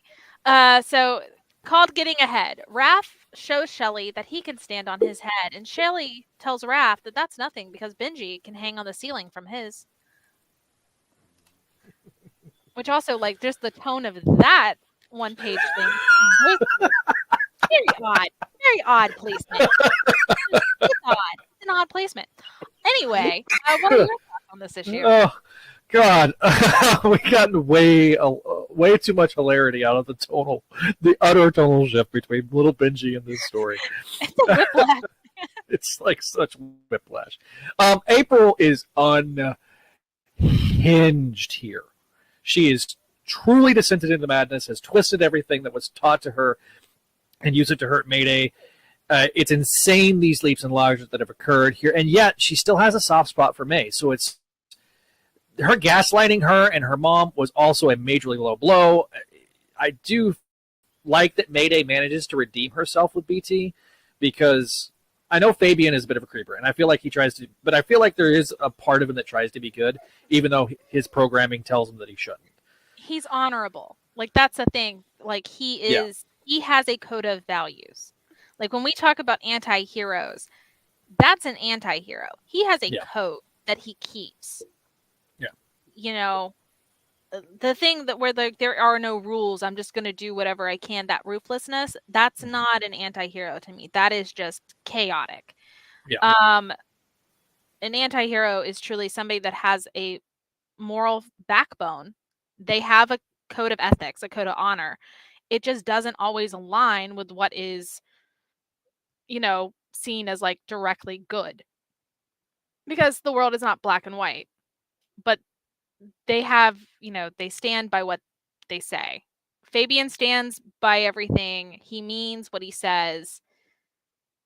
He's just slightly a creeper. Although I think, like I said, as we discussed, he's a creeper out of duty, Yeah. No, sorry, I'm yelling at Waylon again. But yeah, no, like, I mean, I think he was creepy out of a sense of duty. You also bring up in these notes about, like, Anya being 7 years older, which I think there might, because again, wibbly wobbly, timey wimey, we're in world 982. It's not world 616. I would say there's probably maybe, I still think she's older than him, but I think he's probably more in his late 20s and she's probably early 30s. Yeah. And so it's still a little, the thing that makes it weird is, like, they have a past, and it, from what I always remember rereading, is the past almost seems like she took advantage of him. So I'm wondering, like, maybe he had just 18 and then she took advantage of him to get to his father. Yeah. Yes. So, like, that's where, like, that's a little creepy to me too. And that's what I was saying. I was like, honestly, these two have zero boundaries. They deserve each other. They do. Mazel tov. Like they are very creepy, so let them be creepy on each other. You know, it's funny. I also like in her way though. May does in the war because she doesn't Sure. realize it, but at least in the Black Tarantula section of the part of the war, she won. Her actions led him to reconsider what he was doing with his life, and between that and Anya constant pestering, he leaves. Him leaving and taking and removing himself from the board does help in the war. Well, but we also kind of see why he had taken such a strong point in the Kingpin ship to begin with. Yes. Because now we see, oh, the Hobgoblin's still here. This was his way of trying to keep the Hobgoblin away, almost. Yeah. Mm-hmm. But there's no really. It's Kingsley. Kingsley will do as he pleases. First of all, Kingsley's characterization here, in my opinion, is greater than his characterization in the 616, and people can fight me on that. Thank you, Eric. Yeah, thank you. We'll talk. Yeah, he says in the comments, I just realized this is the 49th episode. Congratulations on an amazing, spectacular podcast. You should both be very proud of our accomplishments. Thank you. Eric. But no, it's Hobgoblin. Hobgoblin is going to Hobgoblin. And this is also why I brought up earlier. I think I said it in journal, but this is also why I brought it up earlier. When we see in the digital comics, when we see Castle gearing up to go out after being in the jungle, it mirrors the Hobgoblin from what was it, issue 95? 96. 96. Yeah. So issue 96 of Spider-Girl. And yes. I believe that was intentional to kind of almost show you, look who's showing up. Look who the real big bad is. It's not just Silvio. Mm-hmm. Silvio, we've seen little bits and pieces of Silvio being a pawn. Obviously, the stuff with Guido being, what are you doing here? Grab. That's a very classic Hobgoblin move because that's what Kingsley does. Well, and it is, and see, we haven't discussed that yet. We will later. Oh yeah. It's so next issue. Oh, yeah. No. But yeah. So as he just spoiled, but we'll talk about it anyway. We don't have an answer. Like it kind of almost, you could have alluded it to maybe Castle. Maybe it's something later, but no. And we haven't gotten to it yet. So now we're going to get to it. Where really, Hobgoblin was just hanging out in the wine cellar just chilling for a bit. He was like I can just imagine him like he's hiding from everybody. So he's just like popping in and out, like just randomly, like the weirdest. It's almost like the Nick Cage Dracula, but like less funny. I can just imagine him in the wine cellar with his computer being like constantly having a slight buzz because he's constantly drinking wine. He's taking all of Don's. All the wine's gone. Just Don walks down there and he's like, "Hey, what happened to all my wine?" No, it's like Nick. What the heck is that voice? Stop it! But it's like Nick Cage doing his best Johnny Depp impression and dressed up as Hobgoblin. Why is the rum gone? Yeah. Why is the wine gone? Why is the wine gone? Anyway. So, on to Spectacular Spider-Girl. We did the review. Now let's go to our final rundown of the evening. Kelly. Yeah, well, before we go, I do want to make mention. I know that my face and hopefully people can hear my sarcasm on some of that stuff, but I really don't know why Peter keeps underestimating his daughter at this point. We'll talk about it where I feel like this kind of slid back.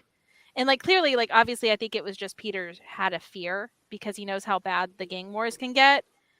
But he slid back in the, oh no, she can't handle anything. And it was kind of upsetting about this. So now that we know that he's wild card, I can get into it, but I just want to preface before we start because I will rant. A rant is coming. A rant is coming. But that's the one thing that really bugs me about this issue is Peter going, "Oh, I'm impressed. Oh, I can't even go that fast." And it's like, "You trained with her?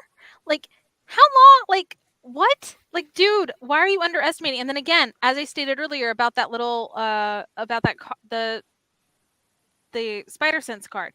Who came up with that?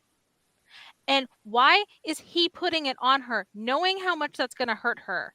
Knowing that her spider sense is more sensitive than his, too.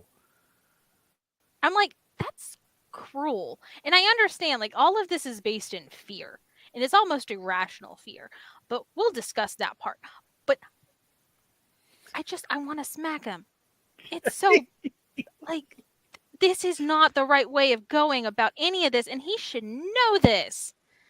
I'm just pissed for May. She did nothing wrong. She did nothing wrong. Hang on. I'll remove the banner. She did nothing wrong. Mayday did Mayday nothing wrong. wrong. So anyway, There you go. all right. Spider-Girl rundown. Yes. So Spectacular Spider-Girl issue 4.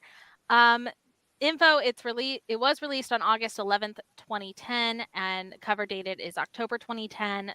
The 2 issues are titled The Invisible Hand and In Final Battle.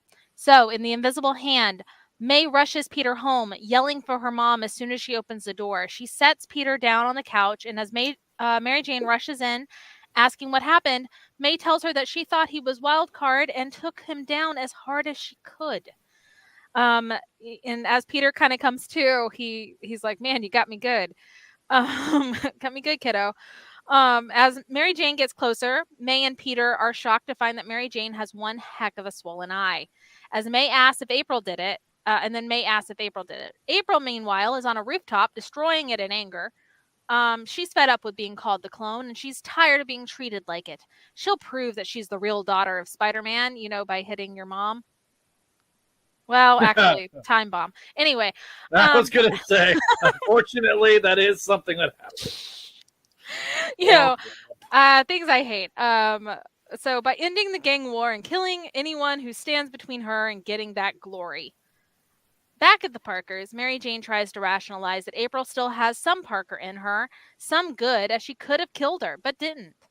That April is just having some sort of crisis, a meltdown. But Peter isn't hearing any of that, and honestly, at this point, neither is May. Mary Jane could have been hurt, and to Peter, April is completely out of control and has betrayed the family. Speaking of betrayal, May asks what was up with... I'm going to mute, so I'm not going to laugh. But speaking of betrayal, May asks what was with the whole wildcard masquerade. It was a really messed up way to teach her a lesson. While Peter does admit that things got out of hand with Wildcard, Mary Jane sticks up for Peter and tells May that, she's not entirely blameless in this. She promised to stay out of the gang war and then repeatedly lied to Peter and Mary Jane's faces about it. Fair, but also, this is like taking things May always does and deciding to, punk her. Whatever. Anyway. All Peter wanted to do was stop the war before anyone could get hurt, and he knew if he went out as Spider-Man, he wouldn't be able to keep Spider-Girl at bay, so he created Wildcard with a little help from Normie Osborn, which causes May to start tearing up because she is literally so upset from hearing that Normie helped him with this. Peter was surprised to hear Spider-Girl was already involved in the gang war when he heard it from Man Mountain Marco. So Peter realized that, he could only guarantee May's safety if he kept using Wildcard to discourage her. As May is wiping away tears from her shock of just how deep this Wildcard charade went, the phone rings. Peter picks it up, and it's a call for him from Normie. So Normie's on the other line, and Peter tells him that May is standing right next to him and knows everything. And no, she's not happy at all. May demands the phone and tells Normie that he is supposed to be on her side. Normie assures her that he is, and why, that's why he helped Peter keep her out of danger. He tells her that all's well ends well anyway, and he has good news. American Dream and the Buzz have found enough evidence to convince the DA to put out a warrant for Don Silvio. With the Warriors, with the police as backup, The cops are on their way to arrest him. The gang war is as good as over in Normie's eyes. He tells May to do herself a favor and make peace with her parents. They only have her best interest at heart. Which, yes, and I also think Normie had his best interests at heart. Either that or he was avoiding his wife, and probably both. I have things to say, but I'm gonna keep going. Just gonna keep going because we'll talk about it at the end. Because I'm sure that this will be a big point of discussion. But both of them, Peter and Normie, are not allowed to hang out without parental supervision.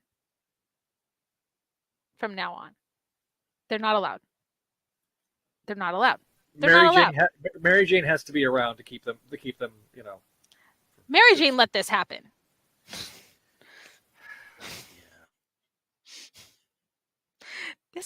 It was too much. It was too much. It was sick, and this was wrong. Period. I don't care. May did not deserve this. And Normie and his BS. Because yes, no, he's supposed to be on her side. He's the one that kept her going. He has basically funded this from the get-go. And I get where he's coming from. And I also can kind of understand him saying, like, hey, make peace with your parents, because, you know, his mom's gone. Like, he's just trying to do his best to keep her from, like, losing them. But he could have. And I know talking's not his strong suit. I know this. We all know this because it's a problem for him. But, like, no one thought to say something to tip her off, to, like, talk to her. Like, Normie could have called and sat her down. Yeah. But no. He's gonna go do this and all of this for her. Which I think compensates for something. Don't know what, but it's odd. It's all awkward. I'm just saying, I'm very upset because Mayday did not deserve this crap. Man, she didn't. She just didn't. And yes, Walter, I really am passionate about Spider-Girl. I'm glad that you figured this out after 49 issues or episodes. It took 49 episodes. That's fine. It only took 49 episodes. Anyway, I'll get back. I'll get back to it. Just let's go back. Just Normie can suck it. Hello, Andrew. You came in. Hi, Andrew. You came at a great time.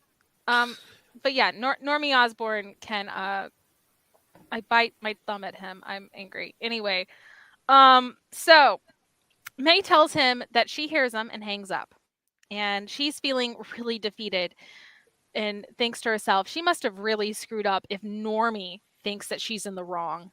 The lies she told everyone boxed her dad into a no-win scenario and may have even contributed to April's meltdown, which I kind of think April's meltdown contributed to this situation, but all right. So anyway, how can May, like, how can things recover from all of this with her family after all the damage she's caused? Like, May is really, like, beating herself up here. For, again, I still don't think there was any reason. There were tough choices. I think she made the right ones. She did the best she could. She's 16. Like, come on, man. Anyway. So back at Don Silvio's, we find out that Hobgoblin is the real mastermind here, giving Silvio the exoskeleton and then using the Winkler machine to brainwash him. Good old Hobby has been calling the shots this whole time. American Dream and the Warriors, Lady Hawk, as I wrote in all caps on my notes, because it's only one Lady Hawk. One Lady Hawk, singular, not plural. There are two, but one is out in the field at all times. The other one is in the shadows. This is how they make it work. Anyway, Lady Hawk, the Buzz, Green Goblin, and DarkDevil are all at Silvio's to arrest him. And while Hobby asks them to greet the visitors, things take a violent turn as Silvio punches DarkDevil's helmet into pieces and rips the wings off of Buzz. The explosion causes the others to fall. An explosion causes the others to fall back as Hobgoblin comes up from the ground with his new weaponry / toys to show off. Meanwhile, Black Tarantula comes to Man Mountain Marco's rescue, offering Castle Silvio's address in exchange for Marco's life. At the Parker residence, May, Peter, and MJ are at the kitchen table trying to figure out what to do for April. Peter wants to treat her like any other costume psycho, his words, but Mary Jane wants to show her forgiveness and support as she's family. April has problems and has made many mistakes like everyone else, but she doesn't deserve to have her family's backs turned on her during an obvious time of need. May's web shooter phone goes off and it's Normie. He's speaking really fast at first and May needs him to slow down. Normie just got a call from Phil about the Hobgoblin being with Silvio. The Warriors need May. They need Spider-Girl. Which, talk about tonal shift, man. Gee! Anyway, Normie is a nerd. He's a Disney adult. Anyway, these are all I literally worked on getting the clip of "Be Prepared" for the show, and then the soundboard doesn't work. So, curse you, soundboard. No, yay, soundboard. Thank you, soundboard. Anyway, so they need Spider-Girl. May hangs up and tells her parents she has to go. Peter tries to say something to May, but she interrupts him, telling him that he and Mary Jane need to trust her right now. She knows what she's doing. You know, things that they should have done from the beginning. May gets there as Hobgoblin goes in on Green Goblin, and the Punisher has lined up a shot to take out Hobby. Too bad May isn't going to let anyone die today. Not on her watch. Not if she can help it. And she breaks Castle's gun, but he's able to dodge her, trying to web him up. Castle pulls out another gun and shoots at Spider-Girl's web shooters, one of her web shooters, breaking it and hurting her wrist. This angers May. He shot her. Like, he actually shot her. That jerk. She's done playing games with him and hits him with impact webbing. May webs herself a sling for her wrist as she has some bitter words with Castle. Or she has some word banter with Castle, who's pretty angry about being webbed up, before her spider sense goes off and she's grabbed by Hobgoblin, who is also holding American Dream up, gloating that the bad guys have won. To be concluded, but Hobby not quite. Hang on. One thing I have to point out about Frank getting webbed up, he always ends webbed up. Every time he shows up with Peter, he gets webbed up by Peter at some point. I mean, this guy should not be surprised that he got webbed up. Anyway, move on. I mean, okay, I don't think he is that surprised. And, like, I mean, you can kind of, let's talk about this, like, before we go into the next thing. Like, he's just doing everything he can not to hurt May. Like, I think, like, he has a respect towards Spider-Man. He kind of has realized that this is Spider-Man's daughter, and he's not going to do anything out of the ordinary. That's one reason why, like, I know that that's why he picked, you know, he shot at her web shooter. He knew that that was something to protect her, but he could shoot at it, stop her for momentarily. And that's why, like, literally his words right after, she's like, "You shot me." He's like, "It's a flesh wound. Just staunch it up with some webbing and, like, move on." It's only a flesh wound. It's like such a... Sorry. No, you know what I mean? Like, he's like, why are you griping? Like, come on, it's a like, he just as much as she's kind of holding back, he's holding back, and it's, you know, it's just the issue of he's not going to stop his war. He's going to end it today, you know, and we all know it. And she's doing everything possible to end things in her way. And they are at an impasse. They just don't mesh well. But they do seem to have some kind of weird respect for each other. So anyway, in the next issue, in Final Battle, Spider-Girl quickly is able to kick Hobby and get out of his grip, knocking American Dream out of his grip as well, while she takes down Silvio. Spider-Girl keeps trying to, and American Dream jumps down to take on Silvio. Spider-Girl keeps trying to beat down Kingsley. The Buzz's suit is down for the count, and JJ calls Richie for some help in getting the suit back up to some functionality, which, is kind of hard to do when your wings are torn off, dude. But, all right. So we get a moment of Castle's war journal telling us that the police have retreated while they wait on more reinforcements. The New York's finest. Dream and DarkDevil are struggling after some major blows. Buzz is down for the count. Lady Hawk is showing signs of fatigue, and Green Goblin / Phil's combat value is questionable at best. Castle knows Spider-Girl means well, but her lack of killer instinct unwillingly gave the bad guys aid when she prevented him from killing Kingsley earlier. Meanwhile, we also see that April is hiding out, watching this battle go down. She needs some popcorn again with this battle. Yeah. Anyway, April is feeling like there's no watching way in the shadows. Watching in the shadows, judging, while not actually participating. Meanwhile, we see that, like I said, April's hiding out, watching this battle go down. April feeling like there's no way to win this battle without brutality and ruthlessness. That May is no match for these monsters, as they need to be met with someone more like her. Black Tarantula talks to Man Mountain Marco about how he knows that Silvio is a pawn in a much larger game, and he wants to make an offer with Marco so he can return home.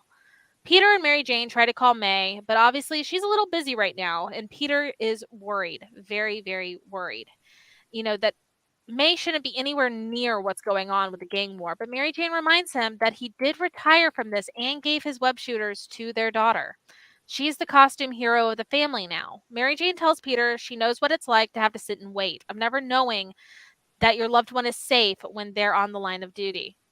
And while, yes, in their eyes, May will always be their baby, they must keep faith in her and believe in her. Peter kind of apologizes to Mary Jane, never realizing how hard this must have been on her while he was web slinging. And Mary Jane reminds him that she knew who she was marrying and she wouldn't change a thing.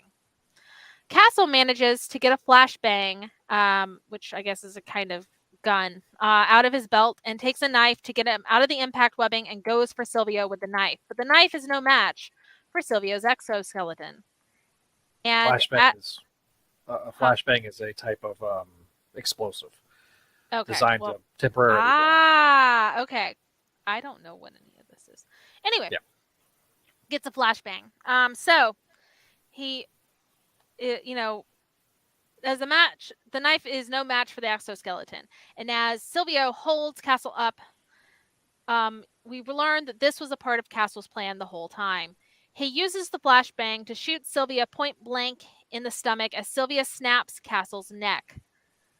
The sounds causing the warriors to stop in their tracks in shock. Both Silvio and Castle are dead, and this ends Castle's original war. April watches on, not helping anyone at all. And I was like, not helping anyone at all. And May can't process what just happened as Hobgoblin is on his way to capture all of the warriors, picking them up as he flies up to then just drop them in the air. JJ asks Richie for help on flying, but without his wings, there's really nothing Richie can do. May leaps to action, using her one web shooter to create a web to catch her friends.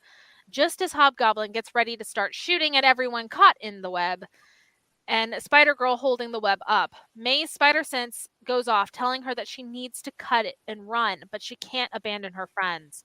As Hobgoblin talks way too long about how excited he is to be able to gloat to Spider-Man later about killing Spider-Girl, April/Mayhem comes up from behind, kills his goons, and stabs Kingsley. This causes Kingsley to completely drop and die. She's killed the Hobgoblin.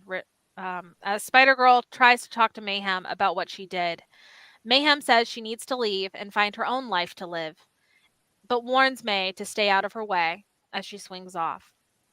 As Drasko wakes up, the goons offer to make a deal to present overall evidence that they have in exchange for protection, new identities, and relocations.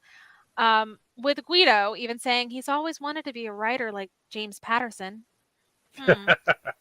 Anyway, I wonder who they were. I really wonder who the goons were based on. We'll never know. They look suspiciously like, Very tough suspicious. raw. Very suspicious. We'll never know. We'll just Yeah. never know. Uh-huh. They're very, Like very, tough raw. yeah, very elusive. Anyway, as Drasko Lee finishes their statements and walks out to Ruiz to talk, Ruiz says she's been told by all the witnesses that the unknown masked woman was justified in killing Hobgoblin, but she still wishes that she could question her about the real story.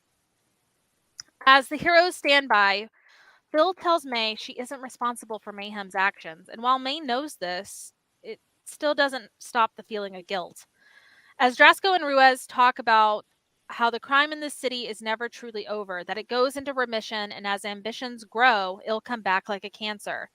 We also see Black Tarantula making a deal with Man Mountain Marco for Man Mountain Marco to be the new kingpin of crime. Ruiz checks in with Spider-Girl, telling her that she saved a lot of lives today, but it's not as much as Spider-Girl would have liked. Ruiz tells her that she can only do her best, and May knows that everyone is just trying to make her feel better. She isn't convinced that she did enough today. It's her job to save lives, her responsibility to hold herself to a higher standard than she thinks she's been giving lately.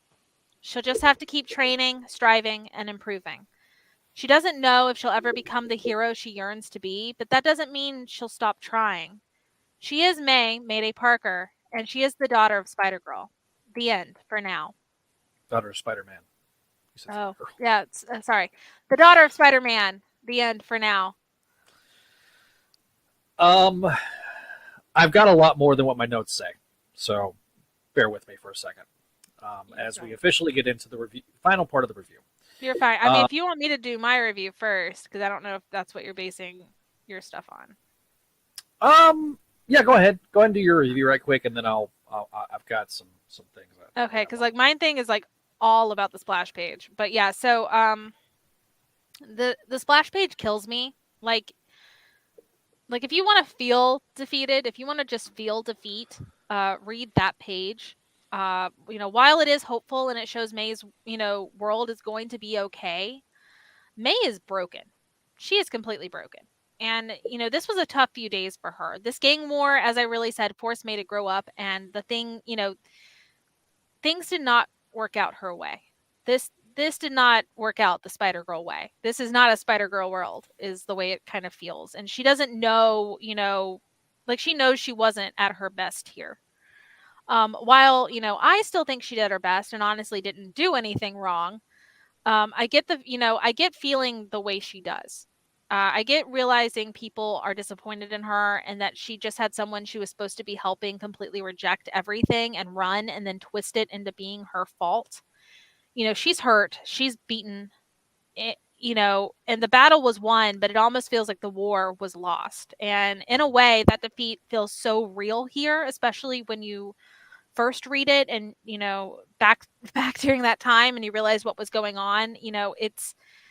This is the first time we end something where May feels defeated, and we really see it in this comic and in the splash page. And it feels like the walls are closing and the swan song is playing and it's time for the curtain to close, and that this little comic is ending. And this page makes me sad because it's like, you don't want to end on this note, but it almost, they were kind of forced to.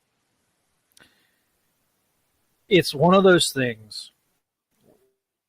What I like about this splash page, and one thing that if you read this and even the tone, like the color palette of both this miniseries and a good chunk of the digital series, encompassing this gang war. The color palette is very dark because this is a very dark story. And yes, we've talked about other dark stories before and dark tones. But what I do like about the splash page is that the sun is rising again. And that strikes me. Not necessarily the words that are written, but the way the colors and the tone is of Mayday swinging off. Well, it strikes me in that way of like, okay, it's a new day. Like that's kind of what I'm saying. Like, yeah, Mhm. the world's ending, but like if we didn't get Spider-Girl the end and this is how things ended, It is a this very sad. is bleak. Like, you know what Yeah. I mean? Like, and it almost feel it's like it's almost that way of like every single time Tom and Ron and or Pat and Ron, like every single time the team thought things were going to be over, they always tied everything up in a bow and everything was always okay. And Yeah. we knew that she was, this is Spider Girl and it's her Spider Girl world. And, that's just the story for now. For all of that to wind up being this splash page is upsetting. And like, I was like, why am I getting emotional? But I remember what was going on with me during this time. And I remember this, like, that broke me. Which I mean, I was already broken because I was dealing with my first like heartbreak. Uh, Right. I'm I'm not laughing. talking to you about that guy. Anyway, I'm not laughing at you when I laugh but you that. know what I mean. Like, but Yeah. you know what I mean. Like, it all coincided that way, and it's like yes, things will be better. Things are okay, Right. but May's internal, things are also not okay. Like You that's look at kind of the thing that like, and that's why I'm like, this is Mhm. bleak for an ending. This is bleak for, which of course it does say the end for now, and we do get the end. But you know what I mean? Like it's just, Yeah. oh my god. So for those that don't know, when there was splash pages in the first volume, almost all the time that there were splash pages, that was meant to be a end because they were going to either get canceled or they were talking about getting canceled or whatever. So to finally see it here is definitely like heartbreaking. You look at the like what Kelly just said. You look at how the first volume ends and Amazing Spider-Girl ends. There's hope, there is optimism, it's a Spider-Girl world, look out, everything's fine. Here, you're exactly right. It is a bleak, sad ending. And I'll say this as a tease for next episode. I give Tom Brevoort a lot of crap, but I know he has respect for Tom because Yes. I'm pretty sure Tom is the person that hired him to be an editor. So he has an immense amount of respect for Tom DeFalco. I think that he was probably one of the ones that made the call to approve the end and give us an actual ending to the story.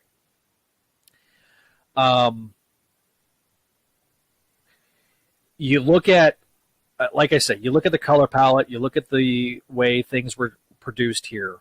It's a brilliant ending in terms of it does wrap up. I mean, Hobgoblin was a loose end that needed to be tied up. There's not a lot of that though. Like, and I also, I mean, and again, I yeah. understand. Like the thing is it had to, and like honestly, there was no way out of that other than April doing what she did. Because and the stakes were too high. Like literally, May could not let go. So it was, Yeah. and May was either literally about to get killed, Right. saving her friends, which is something she would have gladly have done. But that, that wasn't going to happen on April's watch. But like I said, that still wasn't. And You know what I mean? Like after all these years, after all this time, with May as the lead character, this is not how May would have wanted that to happen. No, definitely not. And that is again, that's blood on her hands. Yes, and again, we can. I'm going to also give you a chance to rant about Wild Card Mayhem, but the one thing I do kind of think it's kind of sort of funny and a bit of a homage with Hobgoblin in this issue is the giant ass glider that he's rocking is that he's so happy about. Like he's like, look at my new weapon. Oh, God. Dude, that's why I put. I was like, brain, slash toys, because I'm like, he got new toys. This is all just for him to play around with his new toys. This reminds me of the '90s show. You remember that giant ass glider that he used to fly on the '90s show? You mean Mark Hamill? Yes, Mark Hamill used to fly on the '90s show. Yes, Yes. like that. That brought me a little bit of joy. Not gonna lie. Not gonna lie. But man,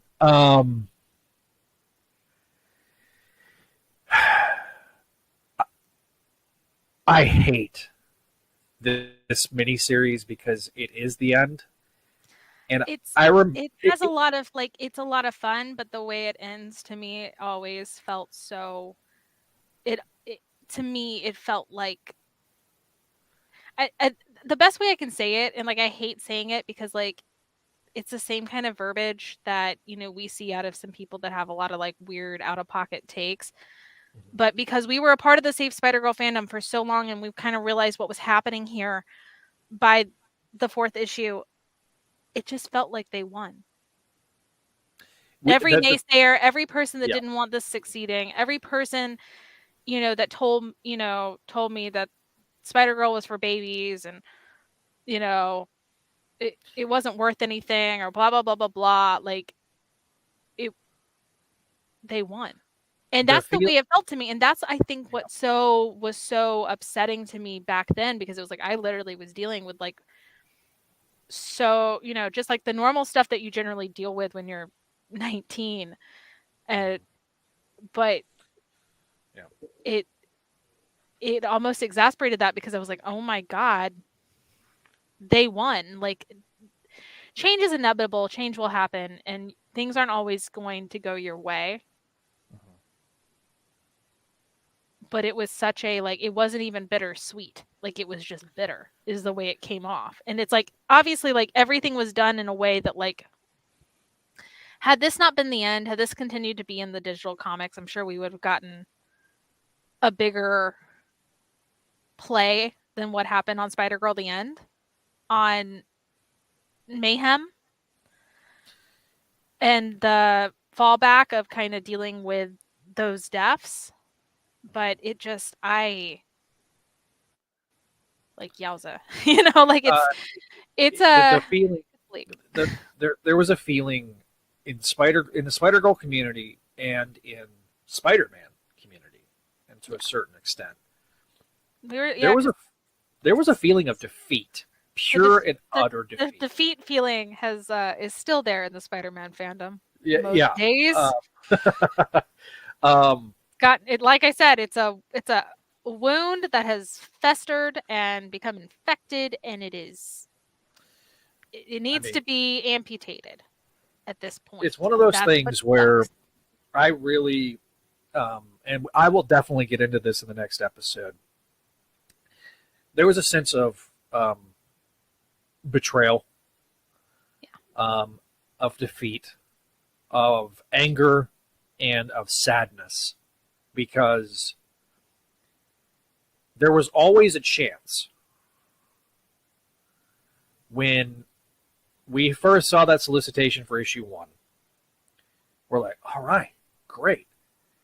Nobody knew how far down it would go and how sad it would become when you get that issue and you're like, wait, it's a limited series. Oh no. Oh no.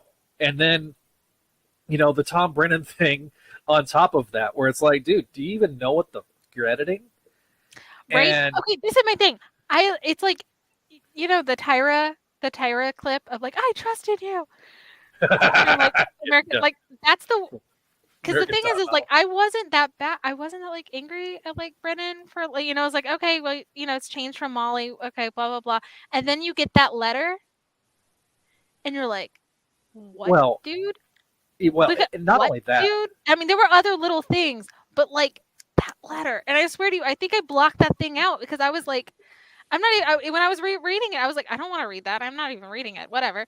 And I should have read it, but then it would like have triggered the like Dude, like my vendetta against all Marvel editorial, because at this point that seems to be who I yell at the most, and I shouldn't, because they have a hard job and I should respect that. But also I want to yell at you. Uh, well, and look, I mean, Tom Brennan was a Steve Wacker disciple. Yeah. And we've talked about, and I will that will be discussed. That will be discussed next episode. Next episode. I am definitely, when it comes, because I've kind of alluded to some things here and there over the period of time, but now that we're at the end, we've done our best. We have done our best to kind of leave the little breadcrumbs of how things happened as we originally read them. So that way you kind of start to get that feel. But like, this is the point where the Band-Aid comes off and everything is kind of told, and it's. I've been making some clickbaity titles for Spidey Dude Experience, like Spidey Dude Experience goes hard. That would be a good way of describing. You're never doing that to this show. I'm not doing that. I will fight you. I will wind up in Texas and I will literally fight you. I first of all, it's your show. I'm not going to do that. Hang on. Simmer down now. No. Okay. I'm doing it as partially as an experiment to see if it'll help. Yeah. No, if it'll help with the algorithm. I get that. No, but like, is it like? I mean, if we were to give this a click, like I said, the clickbaity title here is the Band-Aid is ripped off. The Band-Aid comes off, and we're going hard on this, and we're going. It's going to be the equivalent, to use a wrestling parlance, of a shoot interview, where it's no longer we're playing kayfabe and we're playing nice. Now we're gonna tell you how stuff is real. And I mean, we've been telling you how stuff is real. We have, but the issue is like you're gonna get the. This is why we get why new fans, when they mean everything in the world, because all they know is, Jessica is awesome and Spider-Woman should be awesome. So why can't Mayday use the Spider-Woman line? Like, she's not a girl anymore. We want to see her as an adult, which I will discuss. I think that there's some hidden motives there to justify it to themselves. But the thing is that Rule 34. Oh God. But yeah. So the whole thing though is it is offensive to me, and I think it's offensive to the fandom for you to want her to be Spider-Woman. And obviously we'll go into that because that's kind of a main part of Spider-Verse. But this is kind of that first time where, like I said, I felt like the naysayers won. And as much as, yes, the sun is rising and it looks like everything should be okay, and that it's, hey, is there a sign off? Like, and don't worry, you're going to get a Spider-Girl the End special. It's not quite over. This was really where, like, it felt like I felt defeated for this series. Yeah. Truly. And I don't have my floppy, so I don't know what was, like, put at the end of I don't either. issue. But it really is hard to convey without just completely going into it how there's a sense of bewilderment that I think was occurring at the time. I was just in shock and very numb. But like that had nothing to do with just the series. It was just especially I remember my brain so bad. Yeah. Well, and you got to also remember at this point the announcement had been made by the time issue 3 came out, I think. Yeah. That it was definitely the end. We're getting to it, Vakeman. We'll get her wild card rant in a second. How many rants of wild card have I gone on? I've pretty much explained what I need to explain. I mean, unless we really want me to like start ripping the Band-Aid off, I'm like, no, I'm sorry. I think Normie has not gotten over his crush of May. We don't talk about that. No, but no, I'm sorry. Spider-Girl 3 came out like a week before San Diego. San Diego was the weekend of the 20th. So because I was there, or no, I wasn't there. Josh was there. That was the year before I went, And I can tell you that was the biggest San Diego panel that had happened in a very long time. And when the announcement happened that there was a new series, there was a ton of anger, and we'll get, like I say, we're going to get into that next episode. But yeah, so Kelly, you have the floor to rant about Wild Card. Why? And I feel like I've done enough. Like, I'm sorry. Peter should have known better. I don't know. Like, okay, and Normie. Let me ask you. Well, and Normie, but let me ask you. Okay. All right. Over the years, yes, May has a tendency to lie to her parents. Is it the best trait in the world? No, it's not. I honestly really wouldn't even call her a good liar, but she gets away with it to everybody. So apparently she's pretty gifted at lying. But so she's lying. But the issue is how many times did she like run around in Spider-Girl with the intention of not getting involved in the gang war? She was just going to go help, her be friendly neighborhood Spider-Girl. And April caused things every single time that put May and April in the middle of the gang war. And now May's not going to go run to her parents about it because all May's trying to do is literally clean up the mess and walk away. And then she goes, oh, well, on good conscience, maybe I can help my friend Fabian talk to the police. Because this is what she mainly did. What did she do exactly in that was so wrong that justified the darkest timeline science bros, because they should not be together? Well, okay, first of all, like I said, like, you know what I mean? Like, I'm just like, literally, what did she do that deserved that at any time? And I understand, like, apparently Peter's idea was he was just going to be a wild card and try to stop the gang war on his own, which is a whole other situation that is not that bright either. He's freaking. He's got one leg. He's mad. Okay, he's getting angry at her for being involved in the gang war, but he was going to involve himself in the gang war, which again, like I said, like there's this hypocrisy, and it's from both of them. And I understand that they're dudes, and I understand that it's both of them trying to protect their favorite person, because that's kind of what it is. Like, I'm not going to totally get into like, as a dad, I want to protect my little girl at all times. I understand that, but bro, just there is no practicing what he's preaching. No. And then the whole like I'm sorry. Why are like Normie generally has some decent sense in his head. So why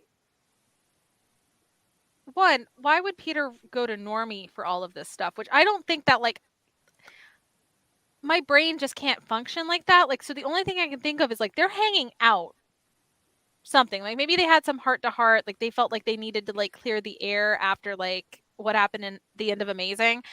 And yes, then it just devolved into them both being worried about May. Scenes that we wish we would have gotten in the mythical 31st issue of Amazing. But this is my thing. And then both of them are like, yeah, I'm worried about her. Yeah, I'm worried about her. Let's make this suit. Let's do this. I got this hideous zoot suit that looks like a pimp. Okay? But you know what I mean? Like, I'm just like, what? Oh. What? Like, you know what I mean? Like, yeah. And this is my thing is I understand like May is like running on like super high emotions at the time, is like, and so she like her brain is just literally like crushed from hearing that Normie was not on her side here, did not like necessarily like have her unsolicited back, because think of how many times she's lied. And I'm talking about like, this is where like literally she was helping him harbor the symbiote. Yeah. Which that was way worse than any of this BS. Okay. Oh, yeah. I And mean, it was for him, and it was for him. And then he has the audacity to go back and do this.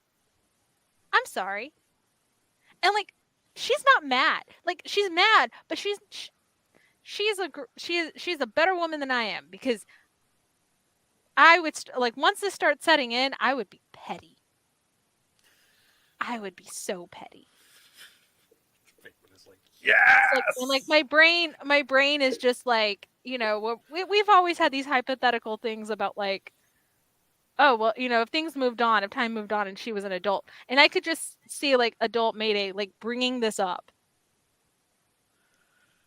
in the like, oh, you think you know, like what to do here? You think you know better than me? Need I remind you this? Because this is not a bright idea. Like, Wildcard was not a bright idea from these two. No, And I love it. Don't get me wrong. Like, like this is the stuff that makes the lore great and makes it like feel a little bit more real. But like, those two are not allowed. Like, they're not allowed anymore. We're taking away all of their tools, all of their technology, all of their science. Like, they're not allowed. They're grounded. They're grounded.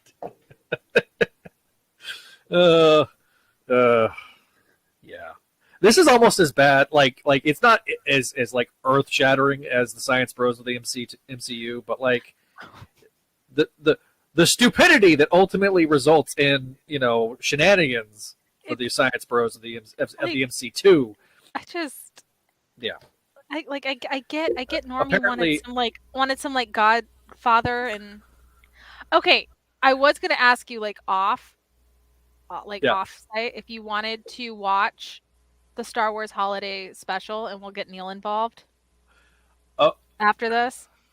Let's do it next week. Okay.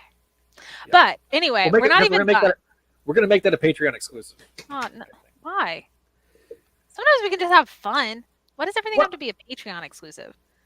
Well, I mean, we can do it for fun. I could do I'm fine doing it for fun. I just thought it'd be kind of funny to do it for the patrons. Well, it would be funny, but still. But anyway, all right. So, I didn't get any mail or feedback, and guys, we really do need it, especially to help kind of pad. I know this episode's running a little bit longer, but we only got one issue next time, because we're going to end on Spider-Girl The End. Obviously, it won't be ending the series, but we will be doing that big special breakdown just for that special issue, because it is the end of what kind of we consider the original run. So one other thing too, you can also leave voicemails. You can leave us emails. The email addresses are makemymayday@gmail.com, SpideyDudeRadioNetwork@gmail.com, the voicemail line 818-925-6631. Also, I'm going to see, hopefully we might have some guests pop in, maybe. Who knows? Okay. So first time I'm hearing about this, but I'm down. I'm reaching out to some people.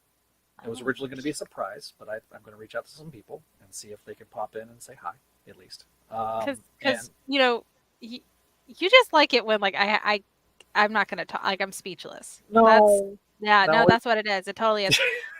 Because we've made the jokes. I will tell Jared Leto that he is an a-hole to his face. I am always tongue-tied depending on what Spider-Girl related guest shows up. Well, you know, we'll see. We'll see. Talk about it. It's fine. No, it's a good thing. It's a good thing. Yeah, it's just it's all going to be a good thing. It's because next episode, it's a celebration. It's our 50th edition of Make Mine Mayday. I even already made the episode banner. You see the little gold on the episode 50. So yeah, it is the end, but not the end. It's all about the one shot. I will also talk about the history of the end one shots, because that is a weird and interesting element to what Marvel was doing, especially back then. So yes, we need your voicemails, we need your emails, your reviews. Also, like we'll take some fan art, maybe. Just, make sure that it's safe to show. Yeah, make sure it's safe for work. I will also try and keep it towards the comics. I know that I've seen a lot of like Spider-Girl like Baby May grown up for the movie already, although guys, the eyes are the same color, I promise. Also, there's a mystery box that Venkman sent me. We'll find out what is in the box. Was I not supposed to open up the envelope? Womp womp. Womp womp. I left it at work, so I don't have it to show off anyway, so I have to wait till next time. Yeah, so I will open up the mystery box on air. I was told there was something Spider-Girl related, and just so Venkman knows, I've already. He did already open it. I blanked out the address. I peeked in there, then just peeked. Anyway. So I will open it live on the air and talk about it. So, yeah. So, but I've covered up the addresses. So don't make Kelly mad, Walter. Yeah, no, there will not. Okay, special guest, 100%. The special guest will not be Dan Slott. Wait, where? Where was that? Walter goes, get ready, guys. Special guest Dan Slott. No. You know what? I like to talk to him. Oh boy. Sure. Oh boy, that would be. He wouldn't do it. So he wouldn't do it. I mean, first of all, Walter, you can wear shorts. It's fine. He can wear whatever he wants to in the safety of his own home. Walter, if you want to, I just don't need to see it. Yeah, exactly. If you want to leave us a tip for the if you want to send us some Drizzlies, if you want to send Drizzlies our way, because they are kind of expensive, but if you want to send it like that, sure. But no, we do. I do have a PayPal account for PayPal.me/SpideyDude Network. So yeah, no. I'll be honest. If you Venmo'd me, I'd just use it for Spider-Verse tickets. So yeah, there you more important than alcohol to me. Zeb Wells is not the guest either. I would also like to talk to Zeb Wells, but I actually would be far more respectful because I kind of think the hate he gets is inappropriate. Yes. So if you're watching us live, thank you. With that, I guess we got anything else? Really just, be ready for the issue that everyone loves to talk about that I think really honestly is kind of like would we call the current fandom like a third generation at this point? I don't know. Oh, that is a good question. But a lot of them actually started reading Spider-Girl The End. That was their first issue that wasn't Spider-Verse related. So this is definitely one of the jumping off points, which is weird because it's the end. Literally. Yeah. So it's a definitely special issue. It's a special issue. We're going to have fun. Hopefully we don't make people too mad by explaining the history and kind of bringing you down with us. But it'll be a good time, I think. It's definitely far more uplifting than the end of issue 4. It is the issue itself is uplifting. The stuff surrounding the issue is not. That is the key. Yes. All right. So we'll get on out of here with the with our letting you guys know. Thank you guys for watching. If you're watching us live here on YouTube, if you're listening to the audio edition, thank you for listening. If you've reached us to this point, be sure to find us on Facebook at Spidey Dude Network, Twitter at Spidey Dude Radio, and at Make Mine Mayday. If you're not watching us live on Twitter, YouTube.com/Spidey Dude Radio Network. You can always subscribe, give us that like, give us that share, and you can be notified when next time we go live with all of our shows here on the Spidey Radio Network. Also, you can catch the shorts that I post almost every day. Before we get out of here, though, I want to thank our patrons once again. Patreon.com/Spidey Network to our sensational tier, our $5 and up tier. Allison, Cindy, Ed, Georgia, Greg, Janelle, Jessica, Catherine, Kale, Keegar, Laura Howard, Master Drammond, Phoenician, Scott, and Vanessa and Vicky. Also, to our VIPs, Scott, Sebastian, Vinkman, and Winnipeg Webhead, thank you guys for your support. And to our friendly neighborhood webheads over there, you see their names up on the screen. Thank you for their support. There are $1 and up patrons. So thank you for your support. Also, once again, check out our shows, Spidey Dude Radio Network, Clone Saga Chronicles, Spectacular Radio, Amazing Spider-Man Classics, Sal Buscema, Era Podcast, Voices from the Area, of Gargoyles podcast, and Books of X, a Krakoan X-Men podcast. Thanks for watching us. Thanks for listening, guys, and we'll see you next time here on the Spidey Dude Radio Network.